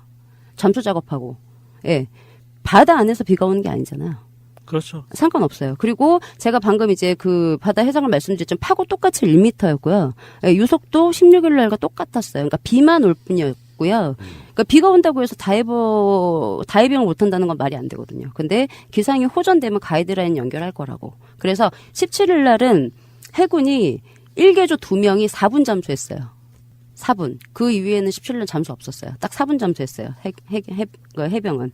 그리고 오후 3시 그 회의 내용인데도 이거를 그냥 실시간으로 지금 들어가야 되는 상황이잖아요. 선수가 떠 있고. 그 가이드라인하고 상관없이 들어갈 수 있으면 선수가 떠 있었으니 얼마든지 선내로 접근이 가능해서 바로바로 좀 집어넣어야 될 굉장히 다급한 상황인데 이제 구역을 나누고 있었다는 거죠. 니네 어디 작업할래? 그래서 민간, 해군, 해경 이렇게 구역을 나누고 있었고 이제 구조작전 준비 내용이 뭐라고 적혀져 있냐면 크레인 도착 시 바우 스러스트 및 그 스크류의 샤프트에 체인을 걸어서 선저 부분만 들어 올린 후에 저는 이게 얘네들이 선수를 고정하려고 했었나? 라는 생각을 했었는데 선저 부분을 들어 올린 후에 침몰 원인을 판단을 할 거라고 적어놨어요. 그러면 지금 17일이잖아요. 그죠? 17일이면 배를 이렇게 들어서 침몰 원인을 본다는 건 얘네가 뭐 때문에 침몰되는지 지금 알 수 있는 시간이 아니거든요. 근데 해상 크레인이 오면 선저를 들어서 침몰 원인을 판단을 할 거래요. 얘네 뭘 알고? 그러네. 뭔가 침몰 원인을 파악을 한다고요? 벌써? 구조가 아니고. 진상규명을 벌여 들어가는 거야? 네. 말이 돼? 네. 뭘 알고 선체를 얘네들 보겠다고 한 걸까요? 무슨 근거로? 왜? 이상하네요. 그러니까 어쨌든 간에 뭐 음모론 이런 걸 떠나서 뒤죽박죽인 건 맞잖아요. 말도 안 되는 짓거리들 하고 있는. 네. 근데 이 17일날 해상 크레인 도착하면 구조가 아니고 이걸 먼저 봐야 된다라고 했으면 먼저 체크할 사항이 저는 있지 않았을까. 근데 참 특이하죠. 그 선저 부분 왜 지금 배 바깥을 확인하겠다는 거잖아요. 그 크레인을 들어서 바깥에 그냥 뭐 확인하겠다는 건 아니었고 뭐 그럴 만한 이유가 있었겠죠. 이들만이 아는 우리는 아직 모르는 이런 좀 내용이 있어서 말씀을 드렸고 필요시 용접 봉기주입하여 부력 이용해서 저수심으로 끌고 가서 뭐 옆으로 세워서 체인을 감아서 뭐 들어 올린다 뭐 이런 것도 이제 얘기를 했었어요. 근데 한국에는 크레인이 작업이 제한이 될 경우에는 중국의 3만 톤급을 요청을 할 수 있음이라고 적어놨어요. 이 중국 크레인은 언딘이 벌써 17일 새벽에 해경들하고 이미 지휘부랑 동원하기로 이미 결정이 난 상태였죠. 중국과 가져오겠다고 이미 언딘이 얘기를 했어요. 17일 새벽에. 근데 이제 17일 날 3시에 한국 거 만약에 못 쓰면 중국 거도 쓸 수 있어 라고 적어놨어요. 이미 가져오기로 결정해 놓고서. 네, 그래서 선수를 들어올릴 계획은 있었으나 실제 실행되지 않았죠. 논의는 했어요. 근데 뭐 방금 말씀드렸지만 구조를 위한 논의가 아니고 침몰 원인에 대해서 파악을 들으려고 했었다. 이건 좀 특이하다. 예, 그리고 이제 기타라고 해서 뭐라고 적어놨냐면 내일, 그러니까 18일이죠. 18일날 민간업체, 이게 언딘이에요. 그리고 가로 열고 구조 총괄업체라고 적어놨어요. 구조 총괄업체. 그리고 에서 실종자 가족 대상 설명 예정. 4월 18일 날 10시. 설명 시에 해군의 대령 김진왕 참석 예정. 이걸 왜 언딘이 설명하죠? 네, 근데 언딘이 이제 설명하기로 돼 있대요. 그리고 이제 17일 날 처음에 17일 날 이제 민관군 수색 그 대책회의를 하는데 삼천구함에서 3시에서 4시부터 이제 진행한 사항이에요. 여기가 이제 그 해남구조대장 등 해군이 6명 정도가 참석을 했네요. 물론 언딘도 이제 참석을 했고. 근데 여기서 이제 회의 나온 내용이 어떤 게 나왔냐면 생존자가 있다는 전제로 조치를 하겠다는 것들이 어떤 거였냐면 언딘 측에서 바지 동원 등 순환구호 업무에 필요한 인력과 장비를 최대한 신속하게 동원해서 구조 업무에 최선을 다할 것. 이라고 적어놨고요. 가이드라인 설치 현황 및 잠수사 투입 시기를 논의. 계속 논의만 하고 있어요. 얘네들 언제 집어넣지? 하고 논의만 하고 있고요. 언딘 측에서 구조 업무에 최선을 다할 것이라고 적어놨어요. 이게 이게 생존자가 있다는 전제로 조치를 논의한 사항이래요. 해군하고 해경은 뭐하고. 그러니까 놀았단 얘기네요. 예, 그러니까 우리는 어차피 안 할 거니까 언젠 니네가 해야죠. 인력하고 필요한 장비, 바지 빨리 신속하게 동원해서 구조 작업에 최선을 다하라고 논의를 했대요. 이게 17일 날 논의입니다. 근데 다 아시겠지만 제가 언딘 때 설명드렸어요. 요 17일 날 이미 세월호 인양 방식이 크레인 인양 방식하고 잭업 방식하고 해서 보고서가 나온 날이에요. 인양하기로 결정해놓고. 아니 어떻게 그렇게 금방 나오죠? 전에 그때 제가 보여드렸던 보고서 그러니까 중에서 미리 준비된 것처럼 네. 그때 그 이야기 했어요. 네네. 17일날 요 얘기를 하면서 이미 이제 뒤에서는 인양 작업 열심히 다 하고 지금 준비하고 있는 상황이었어요. 이미 나온 상황이었고요. 그래서 명일 크레인 도착하면 요 크레인에 대해서 세대에서 어떻게 활용을 할 건지를 이제 논의를 해놓은 게 크레인 도착 시 인양 방법을 논의를 했대요. 아까 제가 말씀드렸지만 뭐 양쪽에 체인 걸어서 뒤집어가지고 인양한다는 얘기 나왔고 턴오버 역시 돌려서 선수는 못 뜨는데 6,800톤 여기서 바다에 해수까지 꽉 차 있는데 그걸 어떻게 돌릴까를 논의했다는 거죠. 근데 선수는 못 잡았대요. 힘들어서. 17일날 두 번째 회의 같은 경우에는 요거 역시 뭐 여기는 이제 그 해군 참모총장이 참석을 했어요. 황기철 해군 참모총장, 인사부장 등이 이제 참여를 했는데 여기에 이제 적어놓은 게 뭐라고 적어놨냐면 해군의 지원 관용 분야라고 해서 가로 열고 챔버, 잠수사, 탐색 및 구조 장비를 지원할 수 있으니 이걸 어떻게 써야 되는지 설명을 했대요. 해경들한테. 이거 왜 설명을 하죠? 그냥 해군들 어차피 잠수할 거 자기네들이 쓰는 건데 이걸 설명을 했다네요. 이건 이렇게 쓰는 장비야. 라고 해서 이제 설명을 했다고 하고요. 가이드라인 설치 및 선체 탐색 방안에 대해서 논의를 했대요. 16일부터 구조 인력 방안 어떻게 운영할지를 논의했죠. 그리고 아까도 어떻게 투입할 건지 시기를 논의를 하고 지금은 선체 탐색 방안에 대해서 논의를 하고 있어요. 얘네들은 계속 지금 논의만 하고 있죠. 예, 그리고 제한된 시간 중, 이제 정조 시간이죠. 제한된 시간 중에 수개의 가이드라인으로 다수의 인력이 장비 등을 착용하고 지금 입수로 대기하고 있는 상황이래요. 침몰 현장에서. 안 들어가고. 왜? 가이드라인이 제한이 있으니까. 근데 제가 말씀드렸던 것처럼 가이드라인이 없어도 천안함 때는 잘만 입수를 했어요. 요거를 좀 조금만 짚고 넘어가면 네. 가능성 두 가지인 거야. 대기도 안 했는데 대기했다고 거짓말할 수도 있는 거고 실제로 들어가려고 대기했는데 누가 못 들어가게 한 세력이 있는 거고 둘 중에 하나 어느 쪽이라고 보십니까? 저는 느낌이. 뭐 대기는 했을 것 같아요. 네, 네, 그렇죠. 17까지만 아직까지는 관심이 너무 어떻게 꼼수를 부리기에는 현장에서 보이는 눈이 있으니 대기는 했을 것 같다. 그런데 보도는 계속해서 지금 대대적인 모든 장비나 사람이 동원돼서 구조 작업을 하고 있다고 거짓말을 했잖아요. 네네. 누군가는 분명히 들어가지 말라고 한 세력이 있다고 보는 거죠. 그렇죠. 제가 방금 말씀드렸지만 천안함 때는 잘 들어갔어요. 유속이 더 빠르고 수온도 훨씬 낮았다고요. 3도. 그러니까 지금 그것 때문에 약간 혼란 겪으시는 예청가분들이 있었어요. 네. 천안함 때보다 유속이 안 빨랐다고 맹골수로 개념을 해갖고 뭐 유속이 엄청 빠른 걸로 인식이 돼 있지만 사실 그렇지 않았다는 거잖아요. 네네. 이것도 사실 충격적인 이야기잖아요. 예, 실제 이제 나와 있는 거를 보고 제가 그 천안함 유속이 제가 말씀드린 건 천안함 100 써보시면 됩니다. 예, 거기 있는 거 제가 분명히 말씀드렸다고 말씀드렸고요. 그 다음에 논의한 게 각 기관 및 단체 잠수사를 총괄하여 조정, 통제할 잠수 작업 지휘 체계 구축이 필요하다는 인식을 해서 거기에 따라서 어떻게 지휘 체계를 잡을까를 논의했대요. 17일 날이요? 네. 지금 제가 앞서 나가는 것 같은데 사실은 해군이 작성한 거죠? 합동으로. 합동으로? 응, 해군. 전 그거 조작된 가라 같으네요. 가라 보고서. 그렇지 않으면 그렇게 나올 수가 없어요. 면피하려고. 예. 그런데 실제로 무엇이 논의됐는지는 없어지고 그냥 이렇게 회의했다, 논의했다, 토의했다 이걸로 그냥 끝내는 거죠. 예, 잠수 지휘 체계 이 법에다 나와 있죠. 그러니까 거기도 공적인 조직이라서 전혀 네. 뭘 안 한 건 아닐 건데. 그렇죠. 요식행위만 했거나 네. 또는 살을 더 붙여서 약간 과장되게 뻥튀기 이야기했거나 그렇게 보는 게 맞을 것 같아요. 네. 근데 이제 그리고 나서 박근혜가 17일 날 와요. 와서 이제 돌아보고 간다고요. 그리고 이제 중대본이 이제 범대본으로 바뀌죠. 그리고 해수부 장관, 중앙대책본 안행부 장관에서 해수부 장관이 이제 전체적으로 컨트롤하게 이제 범대본이 이제 출범을 하고 박근혜가 가고 나서 구조 작업에 대해서 이제 논의를 한 게 있어요. 그거 이제 여기 참석했던 사람은 해수부 장관, 청장, 안행부, 국방부, 보건복지부, 여성가족부, 교육부 다 참석했어요. 경찰청까지 해서 뭐를 논의했냐면 구조 군안 실시 사항이라고 해서 첫 번째가 민간 구조업체 투입 지원 해서 민간 구조업체를 활용할 수 있도록 해경에서 현장까지 선박 제공 등 다각적으로 지원할 것. 그러니까 이게 우리가 했던 의심하고 딱 일맥상통하는 부분이에요. 언딘이 제대로 와주기까지 모든 세팅을 다 해주는 거예요. 네, 맞아요.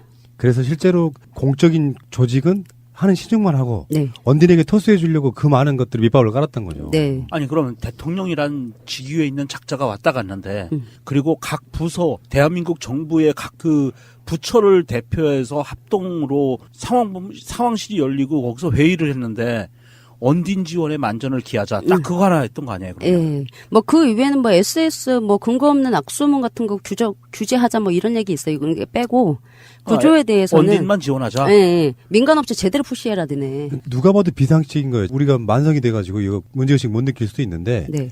실제로 이런 국가적 재난이 발생했는데 결국에는 국가는 아무것도 하지 못하고 민간업체가 해야 되는 상황인 거잖아요. 네, 맞아요. 그게 사실이라고 해도 이건 어마어마한 가장 멍청한 짓인데 우리가 이제 경계하는 건 무능론 때문에 경계를 하는 부분이지만 이건 기본적으로 말이 안 되는 거죠. 말이 안 돼요. 사실은 대통령이 이상한 사람이어서 그냥 그렇게 쇼하고 갔다고 하더라도 그 다음에 밑에 있는 사람들 중에 분명히 누군가는 해경청장 조인트 깠어야 돼요. 그 자리에서.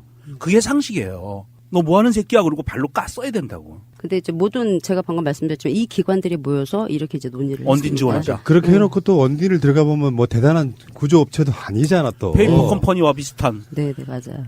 네. 이제 17일까지 이제 이렇게 논의를 했어요. 지금 그 에어포켓은 계속 빠지고 있는 상황이에요. 17일 날 이렇게 논의를 했고 제가 이제 해경 문자 상황 시스템의 내용을 좀 볼게요. 이게 이제 실제 침몰 현장에서 어떻게 뭐 수색이나 이런 게 진행이 됐는지 좀 말씀을 드릴게요. 그러니까 요게 이제 17일 날 같은 요런 이제 자료들은 해군이 이제 뭐 다 제공을 한 게 아니어서 자료가 많지가 않아요. 해군 부분은. 근데 제가 방금 말씀드렸지만 현장에서는 해군하고 해경이 같이 합동을 해서 계속 일을 진행을 했기 때문에 해경의 문자 상황 시스템이라고 하더라도 이건 해군과 같이 했다고 보시면 돼요. 예. 그래서 해경 문자 상황 시스템 보면 이제 17일이에요. 00시, 12시 이제 넘어갔어요. 총리 요 회의도 하고 이제 끝나고 이제 침몰 현장 에 있었던 요 회의를 끝나고 해수부가 서해청 상황실로 갔나 보죠. 서해청 상황실에서 문자 상황실에 띄운 게 00시 40분이에요. 지금 현재 상황실에 해수부 장관 임장에 있으니 액션이라도 하기 바람이라고 얘기를 합니다. 서해청에서. 그리고 다시 0시 40분에 들어가는 척이라도 하기 바람. 청장님 지시사항임이라고 띄워요. 그러니까 현장에 지금 삼천 구함이 있잖아요. 삼천 구함이 그상 수신 완료라고 합니다. 그리고 나서 다시 서해청 상황실이 바로 액션 부탁드립니다라고 얘기를 해요. 그리고 지금 ENG 카메라로 보고 있다고 해수부 장관이. 그리고 삼천구함에서 그상 수신 완료라고 하고 뭐라고 하냐면 저희도 지금 그러고 싶은데 위험 상황에서 무조건 들어가라고 지시를 하기는 좀 힘들다고. 그러니까 서해청이 그상 알고 있다고. 그렇지만 이라고 얘기를 하니까 삼천구함에서 현장에 있는 직원들의 안전 확보도 중요한 사항임을 헤아려 주시기 바랍니다라고 얘기를 합니다. 그러니까 서해청에서 다시 지방청장님 그러니까는 지금 청장이 한번 얘기했죠. 청장 지시라고. 다시 지방청장이 얘기해요. 지방청장님 지시 사항이니 일단 들어가라 이거죠. 그러니까 삼천구함에서 일단 수중팀한테 시도라도 하라고 전달은 하겠습니다. 라는 문자 시스템이 있습니다. 뭐예요? 그러면 이게 명령 체계가 하나도 안 먹혔다는 거 아니에요? 그리고 처음부터 그냥 척만 해라. 그러니까 해수부 장관이 이제 서해청에 와서 ENG 카메라를 보고 있는데 잠수하는 그림이 없었던 거예요. 그러니까 좀 들어가라고. 네, 좀 들어가라고. 그러니까 위험해서 못한다. 그러니까 아니 하라니까. 그러니까 그러면 신용이라도 해볼게요. 딱 이거예요. 네, 그거예요. 그러니까는 지금 해수부 장관 보고 있다고. 청장님 지시사항이니까 들어가는 척이라도 하라고. 이제 그거를 이제 17일 날 새벽에 이제 얘기를 하고 있었고요. 그래서 근데 이 시간이 무슨 시간이냐면, 해경으로 선내 탑승객들이 갇혀있다, 연락이 왔다, 몇 번 방에 누가 있다, 아니면 세월호에서 탈출한 사람들이 내가 나왔을 때 몇 번 방에 누가 있는 걸 봤다, 사람들이 이만큼 있었다, 이런 제보가 계속 들어오고 있을 때예요. 17일 새벽까지 해경으로. 그래서 해경 문자 시스템이 계속 떠요. 어디에 누가 있더라, 어디에 누가 있는 걸 봤다더라, 이런 제보가 계속 들어온다고요. 그때 이러고 있었어요. 그리고 지금 17일 00시면 생존 가능성이 충분히 있는 시간이에요. 그렇죠. 네, 생존 가능성이 충분히 있는 시간인데 이렇게 지금 하고 있었다는 거고요. 언딘 방송 당시에도 제가 말씀을 드렸어요. 근데 목포군안 대표님께서 해경 어차피 사고 나도 안 들어간다고 얘네들은. 지금 들어가봤자 민간업자들이 시신 같은 거 건져오면 고무보트로 담는 거나 하지 실제는 안 들어간다고 얘기하신 거 있거든요. 그러니까 지금 위험한 상황이라서 안 들어가고 있는 거죠. 근데 이제 제보는 계속 오고 있었어요. 누구한테 문자가 왔다더라, 연락이 왔다더라, 혹은 가능성이 있다더라, 이런 게 지금 계속 쏟아지고 있을 때예요, 지금 이 시간이. 그래서 해군도 다 똑같이. 근데 문제는 뭐냐면, 잠수 활동을 해야 되면은 그 전에 선행돼야 될 일이 있잖아요. 예를 들어서 나는 지금부터 잠수를 할 거야. 그럼 슈트를 입을 거고 공기통을 챙겨야 되고 이런 이제 그 선행 작업을 먼저 해야 되는 거잖아요. 얘네들이 계속 얘기하는 게 그거예요. 안전. 그러니까 우리 지금 해군 다 안전하게 잠수를. 근데 안전하게 잠수 있는 상황이 애초에 환경이 아니었잖아요. 이종현 대표님께서도 그러셨어요. 안전하게 뭐 그런 데서 사고가 나겠냐고. 위험한 자연 환경이니까 사고가 나는 거고 맞아요. 전문성이 있으면 거기서부터 어떻게 들어갈까를 준비가 되어 있는 사람들이어야 된다고 얘기를 하셨거든요. 저 너무 공감을 하는 게 지금 이 상황에서 자기 이제 일단 적어도 SS-65 해경 구조대라고 하면 기본적으로 해경 구조대도 다 SS나 UDT 출신 분들이 이제 다 하시니까 기본적인 이제 그 능력은 있는 분들이거든요. 그러면 이 사람들이 구조를 하려고 액션을 취했는데 유속 때문에 어쩔 수 없이 못 들어갔다라고 하면 그 왜 많잖아요. 뭐 예를 들어서 제가 방금 말씀드렸던 것처럼 선수를 고정한다거나 이제 가라앉지 않게 그 안에 뭐 잠수사가 들어갔을 때 그게 혹시 가라앉아 버리면 사망할 수가 있으니 위험하잖아요. 그럼 선수를 든다는 뭐 액션을 한다던가 아니면 다이빙배를 뭐 동원을 해서 내려갈 때 뭐 유속이 그래서 내려가서 배로 뭐 선내로 진입을 시킨다 이런 뭐 이렇게 동원한 이런 게 있어야 되잖아요. 이런 게 전혀 없었어요. 그러니까 뭔가 액션이 없었다는 거죠. 시급하게 구조 활동을 하려는 뭐 준비를 한다거나 다른 기관을 통해서 뭔가 요구를 한다거나 도와달라고 얘기를 한다거나 이렇게 없었어요. 그냥 침몰 현장에 와서 유속이 세고 시야가 탁도가 좋지 않으니 못 들어간다. 그런 액션이 전혀 없었어요. 그래서 얘네들은 제가 보기엔 구조 활동을 할 생각이 없었다. 라는 이제 그 얘기 듣고요. 그다음에 그 시간 이렇게 막 이렇게 닥달하던 시간이 지나고 나서 1시 16분이에요. 오전. 요때 그 해남구조대 다이빙 불가 철수. 그러니까 들어갔다 나온 게 아니고 다이빙이 지금 불가한 상태네. 우리 그냥 갈게 하고 철수했대요. 이게 해군 요원이 13명 철수를 했다고 하고요. 그러니까 본청에서 2시 18분에 문자를 띄워요. 뭐라고 띄우냐면 삼천구함 현장에 청해진함, 평택함, 독도함 등의 해군 구조 세력이 있으므로 적극 협조할 수 있도록 조치 바람. 이라고 띄우고요. 본청에서 다시 삼천구함에 승선 중인 해군 해남구조대장에 이 사실을 알리고 해남구조대장이 위 함장과 연락할 수 있도록 조치 바람. 이라고 띄워요. 그러니까 이 얘기는 뭐냐면 해군이 지금 구조 활동이 전혀 없는 거예요. 그러니까 지금 독도함에 가 있고 평택함에 가 있고 다 있는데 왜 해군도 구조 활동 안 해? 그러니까 본청에서 지금 띄운 거예요. 협조 좀 해달라고. 예, 그렇게 해서 이렇게 시킨 내용이 실제 있었고요. 예, 그래서 본청에서 다시 이제 오전이에요. 오전으로 이제 넘어와서 8시 21분에 그 해군의 작전 지휘가 독도함에서 이루어지고 있으니 직원 1명을 보내서 연락을 취할 수 있도록 조치할 것. 아까 그 회의할 때 협력 방안 계속 논의했잖아요. 우리 어떻게 협력해 갈까? 근데 독도함이 이제 그 해군의 지휘함이었거든요. 삼천구함하고 독도함하고 연락할 수 있는 연결 지금 한 라인도 없는 거예요. 그래서 1명 보내라고 독도함으로. 연락이 안 되니까 서로. 아니 미친놈들. 네, 그렇게 띄워놨어요. 오전 8시 21분에 직원 1명 보내라고. 네, 그래서 독도함 정보 교환이 가능한지를 물어봐요. 오후에 삼천구함하고 독도함하고 니네 혹시 정보 교환을 하고 있니? 오후 6시에 하도 이제 커뮤니케이션이 안 되니까. 그러니까 삼천구함에서 해군 편승자 분들은 따로 교신 설정이 된 것이 없다고. 그러니까 삼천구함과 독도함하고 교신 설정 안 돼 있다고 얘기를 해요. 항모망은 보안상 불가하다고 얘기를 하고. 그러니까 군안 정보 교환을 해군 장교를 삼천구함에 1명 승선을 좀 시키라고. 해군 장교 삼천구함을 하나 보내라고 얘기를 했다고요. 오후 6시 17분에 19분에 17일 날. 전혀 뭐 논의가 안 됐죠. 뭐 이렇게 협력이 전혀 지금 안 되고 있어요. 그러니까 해경이 좀 니네 잠수 좀 해줘. 뭐 연락관 좀 보내줘. 독도함하고 니네 연락대 지금 이러고 있는 거죠. 17일까지. 그리고 이제 이 상황입니다. 그리고 18일 날 이제 회의한 내용을 좀 보면 요것도 역시 뭐 그 301 전대장하고 해군하고 이제 다 참석해서 한 회의인데 요게 각 단체별 잠수구역 분리 아까 제가 17일날 논의했던 거 분리 동시 투입을 위해서 선수부 가이드라인을 선매 방향까지 연장하자고. 선수부에 하나 가이드라인 만들어 놓은 걸 좀 연장해서 가이드라인을 좀 걸자. 이걸 18일 날 이제 논의를 했고, 그 해군 정보단에서 조석 정보, 잠수 가능 시간대 판단해서 수색 및 구조 활동에 활용 가능한 정보를 제공하기로 결정했다고. 바다 해상 정보 제공하기로 결정했대요. 그거는 해군 정보당에서 작은 어선 타는 사람들도 다 아는 건데요. 이거 그냥 기상청에서 나와요. 네. 네. 근데 요거 이제 해군 정보단에서 이거를 이제 제공을 하기로 결정을 했답니다. 그리고 나서 세월호가 해수면 밑으로 이제 내려가요. 18일 날 아무것도 이제 안 한 상태로 내려가고 난 다음에 이제 인양회의를 대대적으로 하죠. 그래서 이제 그 주요 회의 내용이 이제 김판교 소장하고 뭐 이렇게 해군 6명, 해경 5명, 언딘 대표, 대우 뭐 조선해양 이런 사람들이 다 모여가지고 이제 그 해수면 밑으로 세월호 선수가 내려가자마자 논의한 게 우선 언딘에서 도면을 좀 정확히 좀 가지고 와달라고 요구를 했대요. 인양 이제 해야 되니까. 해수면 밑으로 내려갔잖아요. 인양 이제 해야 되니까 이제 도면 달라고. 18일 날이요? 네. 이제 도면 달라고. 구조 아니었어요? 인양이야? 아, 인양.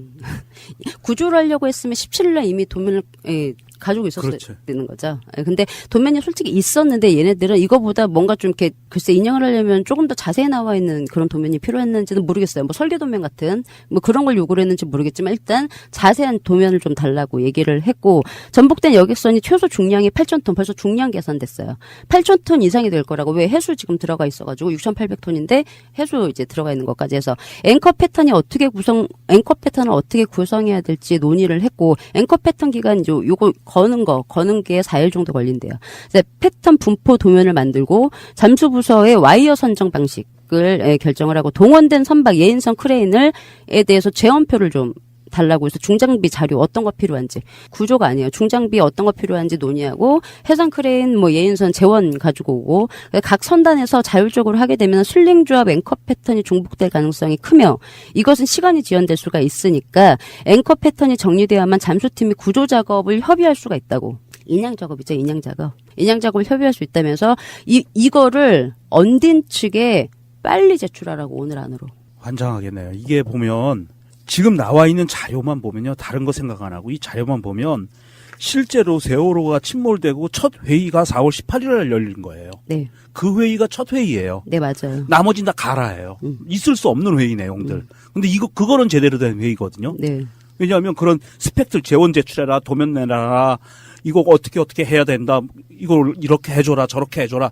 이게 원래 정상적인 회의예요. 예, 그렇죠. 인양회의죠, 인양회의. 해군이 해주기로 한 게 있어요. 그래서 이날 뭘 해주기로 했냐면 해군 및 해양조사원이 3D 영상 촬영으로 저질 조사해주기로 했어요. 언딘 인양 제대로 돌아가네요. 네, 인양 준비는. 예, 저질 조사. 그래서 저질 조사를 이제 통해서 고리 이제 깊이 패인 부분에 대해서 앵커를 뭐 고정하고 이런 부분에 대해서 이제 논의를 했다고 하고요.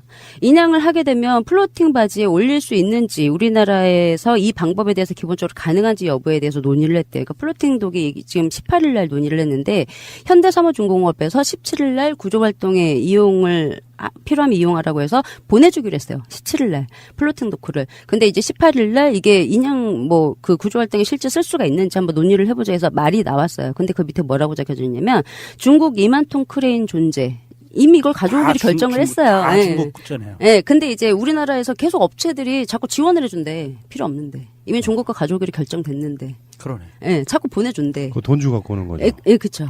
네, 보내준대. 근데 그 사무중공업 같은 경우에는 이제 세월호가 침몰한 걸 알고 이게 업체가 자발적으로 보내준 거예요. 우리 플로팅 도크 큰 거 있으니까 얼른 갖다 써. 하고 이제 17일날 결정을 해서 지금 오고 있는데 써놨어요. 이게 혹시 가능한가? 그리고 밑에다가 중국에 2만 톤 크레인 존재한다고. 전형적인 이명박이 빼먹기하고 스킬이 똑같은데요. 일단 지연 작전이죠. 네, 그 현장 투입 시간이 한 달 정도 이제 그 소요가 된다고 얘기를 했고요.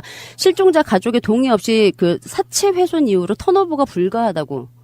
이 얘기는 뭐냐면 18일 날 이전에 이미 실종자 가족들한테 선체를 돌린다고 한번 얘기를 건드려 본 거예요. 배 인양해도 되겠어 혹시? 근데 이게 말이 안 되죠. 18일밖에 안 됐는데. 그러니까는 이미 가족한테 한번 얘기했는데 이제 안 된다고 얘기를 한 거예요. 가족들이 반발을 한 거예요. 그래서 이거 턴오버는 안 된다고 지금 얘기를 들어서 통상의 경우에는 하우스 쪽을 걸어서 인양을 하지만 사고 여객선은 하우스 쪽에 실종자가 많을 것이고 수색 작업에도 난항이 예상이 된다고. 그래서 인양을 위해서 하우스의 체인 연결이 필요하지만 하우스 손상으로 인해서 사체 훼손 가능성 때문에 실종자 가족의 동의 없이는 작업 불가 해서 이때부터 인양을 계속 가족들한테 설명을 해줘요. 필요하다고. 설득 작업? 네, 설득 작업을 해요. 네, 계속 얘기를 합니다. 해경들도 그렇고. 그 하우스라는 게 그게 승객실이에요? 객실? 객실인 것 같아요. 네. 네, 그래서 이제 설득 작업을 이제 들어가고요. 그래서 언딘 측에서 써놨어요. 맨 밑에. 언딘 측에서 요구했던 아까 그 뭐 크레인 재원 도면 이런 거 자료 빠른 시일에 제출 금일 가로 열고 금일 중 가로 닫고 라고 적어놨어요. 그러니까 이거를 보면 제가 한 가지 여기서 좀 말씀을 드려야 될 게 세월호 침몰 초기에 해경지휘부가 크레인을 동원을 했어요. 세월호 침몰 초기에 언딘이 가져온 크레인 말고 그 해경 지휘부가 동원한 크레인들이 있었는데 이 3일 동안 계속 회의를 하면서 크레인이 도착하면 어떻게 사용할까에 대해서 계속 얘기를 하거든요.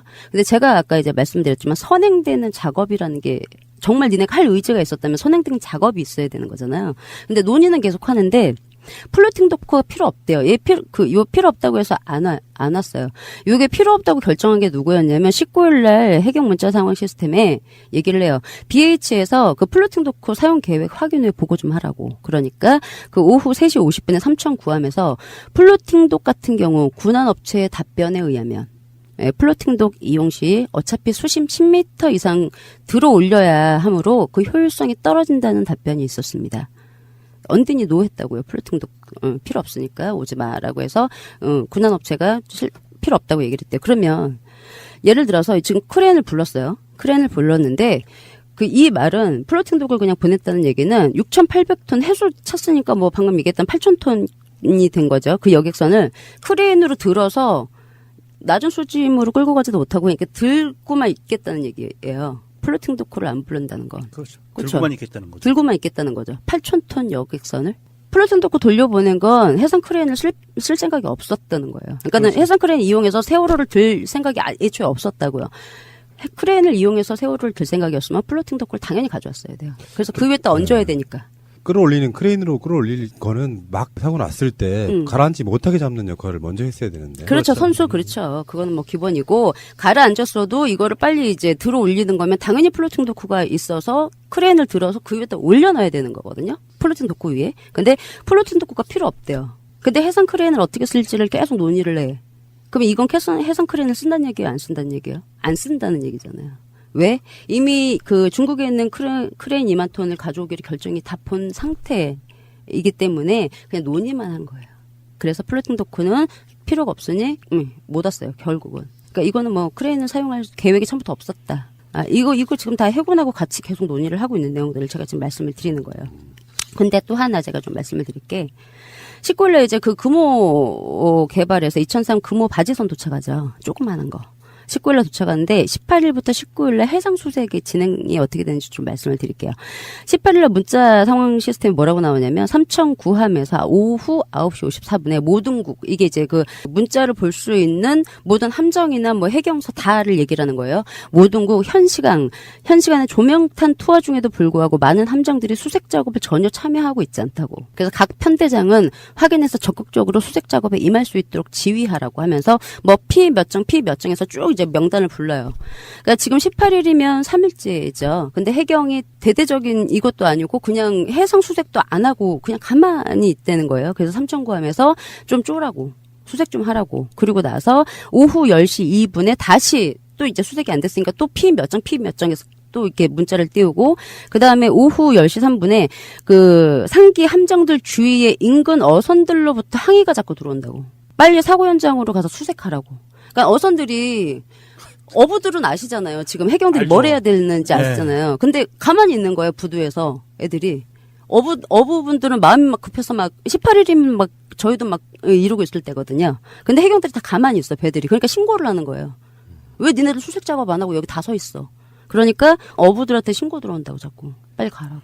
이게 18일 날입니다. 그리고 나서 각 편대장한테 적극 지휘하라고 얘기를 하고 그 다음에 상황실에서 소속 함정 수색 지원 동료 계속하라고. 빨리 하라고. 그리고 이제 19일 날이 돼서 오후 6시 51분에 수색에 수고가 많은 날 일부 함정들이 기상을 핑계로 연안으로 피항해서 수색을 안 한다고 적어놨고 오후 6시 52분에 현재 KBS 등 방송사들이 촬영 중이며 국민적 비난의 구실을 제공하지 말라는 청장님의 특별 지시가 있었다고. 카메라 왔다고요. 그러니까 쉬지 말라고. 그리고 오후 6시 52분에 차후 항적 확인 등을 조사해서 책임을 물을 거라고. ARS. 책임 물을 거라고. 현대 진도 관내에서 감사나 뭐 감찰 활동 중이므로 수색 활동에 철저하라고 얘기를 하고, 그다음에 6시 53분에 본청 상황실 상기 내용이 수색 참가 함정들에게 문자 발송 다 하라고. 상황실. 니네 빨리 함정들한테 문자 발송해. 그러고 나서 오후 9시 55분에 또 P 몇 정 쭉 명단을 불러요.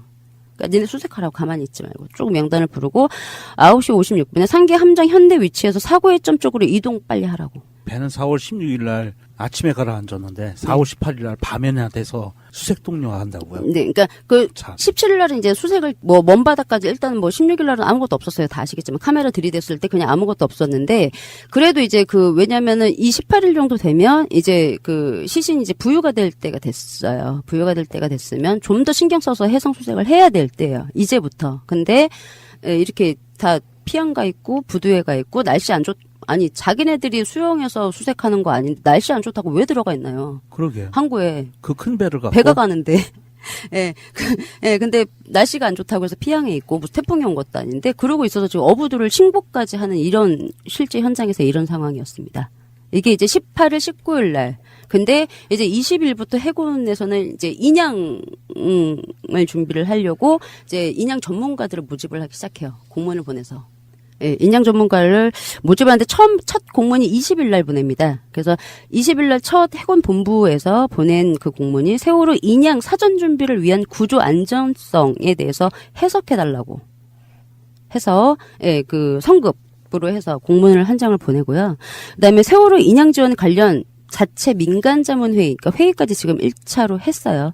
이 1차가 4월 20일 날 해경 삼청 구함에서 이미 인양 지원 관련 민간 자문회의가 진행이 됐고요.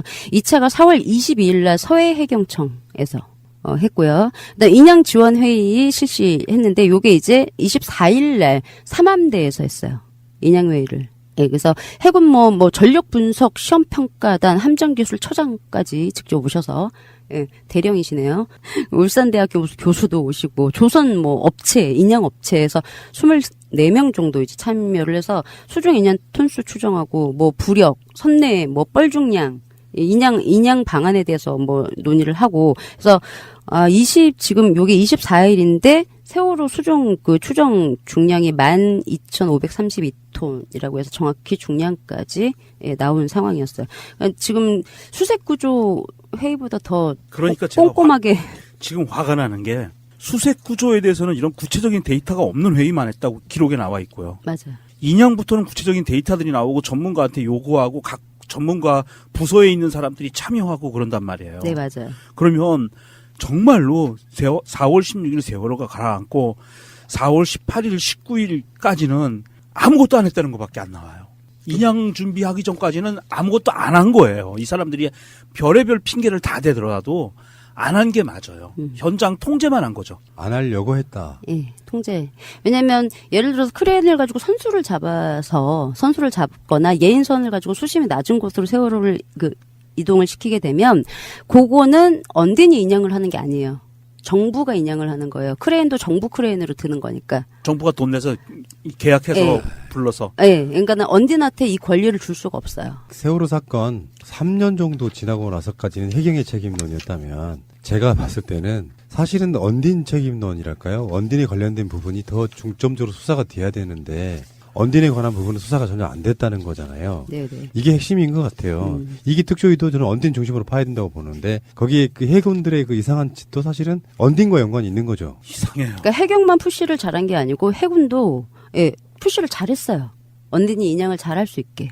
자문단도 직접 섭외하고 온 정부가 정부가 자문단도 직접 섭외하고 공기주입도 네가 해 구조활동도 네가 해 뭐 바지선 빨리 가져와. 처음에 뭐 어떤 언질이 있었을 거예요. 그러니까 가장 책임자인 그러니까 해경의 특정 어떤 고위 관계자 정도가 있어서 거기에 더 고위급에 있는 정부 관계자와 어떤 조율을 해주는 과정이 저는 있었을 거라고 보거든요. 지금까지 제가 말씀드린 거 보면 천안함하고 대응이 너무 틀리죠. 그렇죠. 이 정도 되면은 확 차이가 좀 나실 거예요. 그러니까 능력이 없어서 안 한 게 아니죠.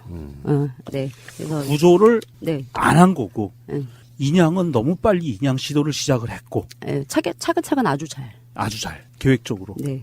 자, 세월호 참사가 어떻게 생각해보면 요즘에 굉장히 화제가 되고 있는 영화 1987에 보면은 그 사건의 얼개는 결국은 박종철 여사가 익사한 거잖아요. 물속에 들어가 있다가 그 물이 폐를 통해 들어가면서 익사한 거거든요. 그런 죽음이 314명이 있는 사건이에요. 근데 그게 단순한 사고, 엊그저께 안상수에 말도 안 되는 교통사고인데 5천억 뭐 이런 식의 표현은 정말 조주받아 마땅한 정도의 표현이지만 어쨌건 그런 사건이 그냥 교통사고가 아니고 뭔가 어마어마한 의혹들이 있다고 하면요. 이 사건은 반드시 명백히 진실이 저는 밝혀진다고 보거든요. 박종철 열사 사건도 당시 그 해에 대부분 풀렸어요. 사건의 얼개가. 세월호 사건은 지금 4년째. 며칠 안 남았습니다. 사주기가 되려면은. 그래서 우리들도 이렇게 뭔가 상황을 계속해서 이야기하고 있는 거예요. 물어보는 거예요. 우리나라 국민들과 사회에 그런 방송이고요. 해군도 정말 이상했고요. 알겠습니다.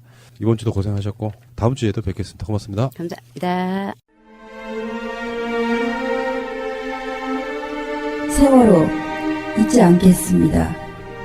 이제부터 시작입니다.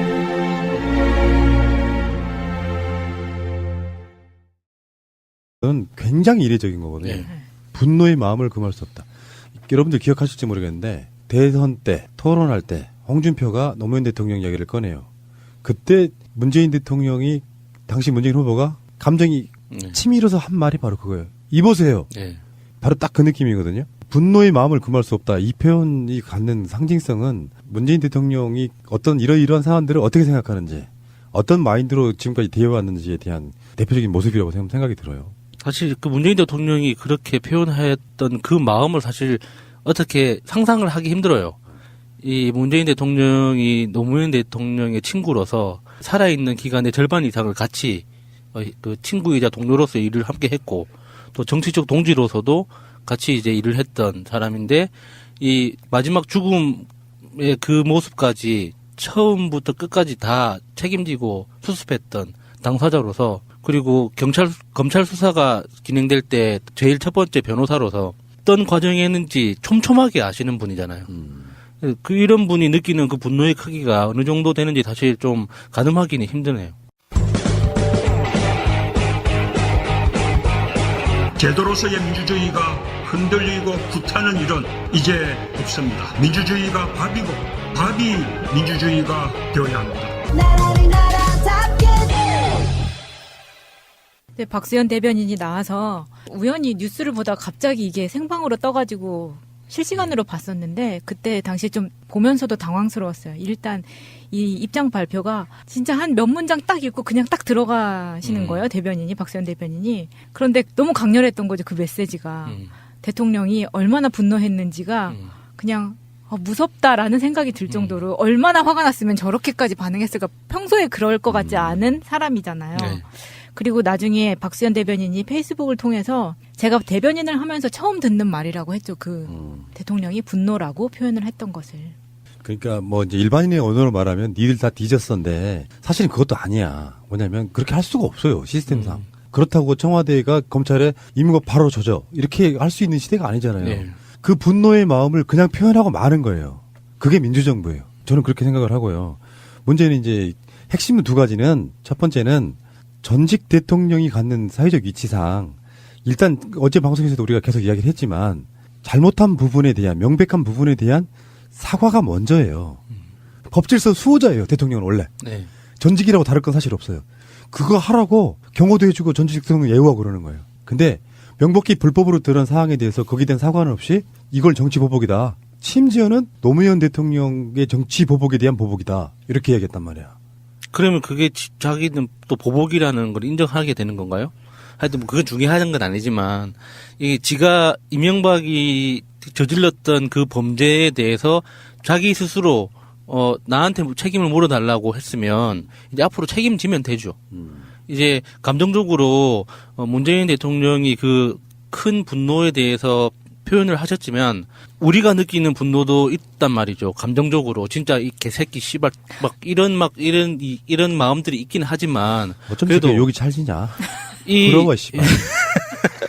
그래도 이제 지가 지 입으로 뱉었잖아요. 내가 책임지겠다. 그러면 지가 책임지면 돼요. 완전 딱 그거랑 판박이 같아요. 그러니까 전두환이 골목에서 발표했던 성명이나 박근혜가 태블릿 PC 보도 다음 날 했던 그 성명 보도 기자회견이나 판박이 같아요. 딱 세 글자를 줄이면 그거죠. 좆됐다. 그거죠. 범죄 사실에 대해서 이거를 정치적으로 몰아가는 거야. 정치적으로 몰아간다는 게 좀 무서운 거거든요. 어떻게 보면. 정치적으로 몰아간다는 의미 속에는 초법적인 게 들어있어요. 법과 무슨 상관이 있어 지금. 니들이 정치 보복하는 거지. 그들이 꺼낼 수 있는 유일한 카드일 수밖에 없고. 그런 면이 있긴 하지만 어쨌건 시대가 바뀌었습니다. 어떤 시대가 바뀐 거냐면 청와대라고 해도 검찰에 영향력을 행사할 수 없다는 노무현 대통령께서 보여준 거예요. 가끔씩 이런 경우가 있거든요. 검찰이 완고하게 뭘 안 해. 꼭 해야 되는 수사인데. 그럼 법무부 장관이 수사 지휘를 하기도 하죠. 그런 경우 노무현 대통령 때도 한두 번 정도는 있었다고 기억이 하는데 그것은 약간 다른 문제라고 봐요. 명백히 불법인데 검찰이 먼저 정치적으로 고려해서 수사를 안 해버리는 경우 같은 경우는 법무부 장관이나 이런 사람들이 수사를 지휘할 수 있는데 그건 아주 예외인 경우고요. 검찰이 수사를 하라 마라 할 수가 없는 부분. 이거를 지금 이명박은 마치 문재인 대통령이 검찰에 지시해서 자기만을 털고 있는 것처럼 이야기했잖아요. 네. 자기가 했던 것처럼. 바로 그거예요. 대통령 기록물 관리하는 곳 있잖아요.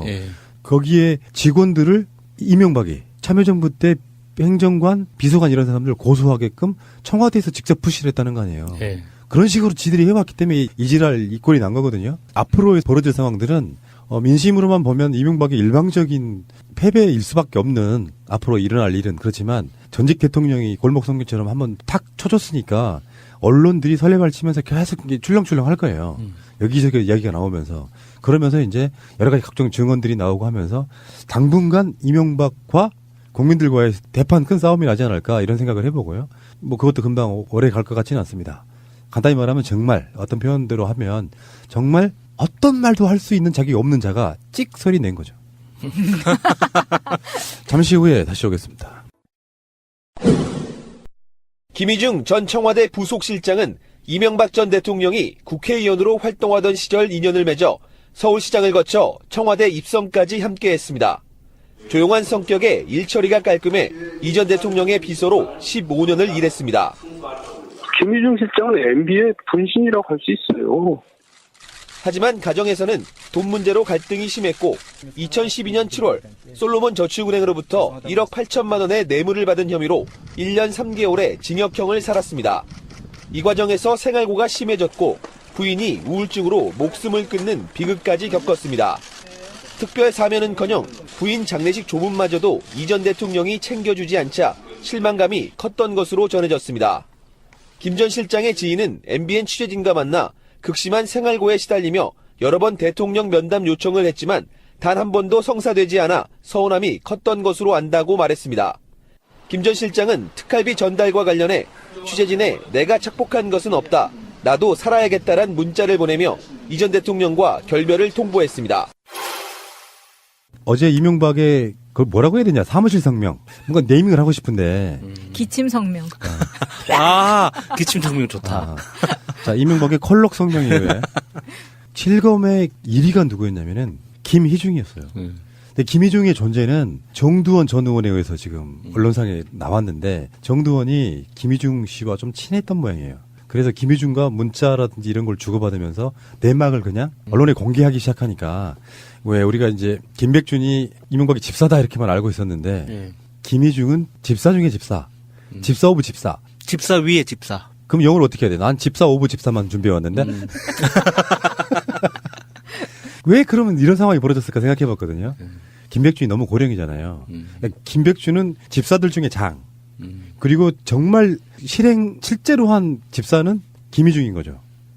나이가 이제 50대 초반이에요. 굉장히 젊어요. 그 김희중이 검찰에 불었다. 그러니까 이게 그냥 뭐 추측으로 나온 게 아니라 김희중이 직접 정두원한테 이야기한 부분인 거예요. 일단 흐름이. 그래서 실제로 거기서 나오는 어마어마한 것들적인 거 있잖아요. 국정원에서 받은 특활비를 이 전 대통령이 해외 출장 갈 때 달러로 바꿔 전달했고 영부인인 김윤옥 여사에게도 건넸습니다. 거기서 나온 얘기 하나 더 있죠. 지금 굉장히 회자되고 있는 거. 국정원 특수활동비 1억 원이 김윤옥 여사를 보좌하는 제2부속실 쪽에 전달이 됐고 이것이 김윤옥 여사의 명품 구입에 쓰였다. 어마어마한 사건이죠. 이 정도 되면 이제. 김윤옥에 대해서는 우리가 할 말이 많죠. 사실 우리 강기정 의원이 그 남상태 그 건과 관련해서 그때 폭로한 건도 있었어요. 영부인한테 그 접근해가지고 구명 로비 같은 거 하고 반대 급부로 뭔가 대가를 주고 그랬다가 강기정 의원 그때 폭탄 맞았잖아요. 한나라당 국회의원들한테 폭탄 맞았던 기억도 나고요. 그것뿐만 아니라 그 당시에 김윤옥 씨가 그 한식 세계화 사업이라고 해가지고 또 개인적으로 또 맞아요. 부려먹은 돈이 또 엄청나게 많죠. 책도 내고. 예. 뭐 국정원 특수활동비 지금 1억 원을 받았다고 하는데 1억 원은 지금 부분만 나온 거지 아무도 1억 원만 받았을 거라고 생각하지 않을 거예요. 그렇죠. 그럼 김백준 씨가 뭐 받았다는 그 4억 원이라고 알려져 있지만 그 누가 4억 원이라고 생각하겠어요. 그러니까 얼마나 거짓말에 능숙한 달인인지 보여주잖아요. 우리는 그런 시스템이 있는 줄조차 몰랐다 이렇게 이야기하잖아. 근데 가장 내밀한 걸 잘 알고 있는 완전히 신복 중의 신복인 김희중이 이거를 검찰에 이야기했다고 하면 이명박은 할 말이 없는 거예요. 김희중만의 증언이 아니고 국정원, 기조실, 애상관 이런 사람들의 증언까지 다 같이 나왔잖아요. 예. 그걸 이명박한테 전달했다까지 나온 거야. 그러니까 이명박의 진술 빼고는 다 맞잖아요. 다 한 말이. 그러니까 김백준의 그 자백에 의해서 김백준은 받긴 받았는데 누구한테 받았다, 뭐 누구한테 전달했다는 이야기 안 했는데 김백준 뒤에 김희중이 있었던 거예요. 자, 김희중과 이명박의 관계를 한번 봅시다. 김희중이 1997년 이때가 언제냐면은 김대중 대통령이 정권 교체된 바로 그 해죠. 비서관으로 당시 초선이던 이명박을 처음 만났습니다. 그때 나이가 39살. 네. 꽤 젊을 때 아닌가요? 그리고 이명박의 서울시장 시절에는 수행비서였고 청와대 입성한 뒤에는 제1부속실장이 됐다. 이 정도 되면 정말 측근 중에 측근. 권력에 있어서의 가장 큰 권력은 권력자와의 거리. 이 정도 되면은 웬만한 가족이나 친척보다 훨씬 가까운 거예요. 더 시간도 많이 예, 보내죠. 같이 보내는 그 시간이나 거리, 그러니까 육체적인 거리만 따져도 집에서 밥 해주는 김윤옥 꼭 알아야 할 어제의 뉴스. 문재인 대통령이 이명박 전 대통령의 입장 표명을 강도 높게 비판했습니다. 문재인 대통령은 이명박 전 대통령이 노무현 전 대통령의 죽음을 직접 거론하며 정치 보복 운운한 데 대해 분노의 마음을 금할 수 없다고 말했습니다. 문 대통령이 정치 현안에 대해 분노한다는 표현을 쓴 건 취임 이래 처음이라고 박 대변인은 전했습니다. 특히 청와대가 검찰을 이용해 정치 보복에 나섰다는 식의 주장에 대해선 정부에 대한 모욕이고 전직 대통령으로서 말해서는 안 될 사법 질서에 대한 부정이라고 말했습니다. 이 전 대통령이 성명을 발표한 어제까지만 해도 청와대 측은 무대응 입장을 유지했지만 하루 만에 문 대통령이 전면에 나서면서 강경 입장으로 선회했습니다. 청와대 핵심 관계자는 이 전 대통령의 발언이 현 정부의 근간을 흔들고 국민을 편가르는 것이라 더는 인내할 수 없었다고 설명했습니다. 김희중 전 청와대 제1부속실장은 2011년 이명박 전 대통령의 미국 순방을 앞두고 국정원 특수활동비를 달러로 환전했고 이를 김윤옥 여사 측에 전달했다고 진술한 것으로 전해졌습니다.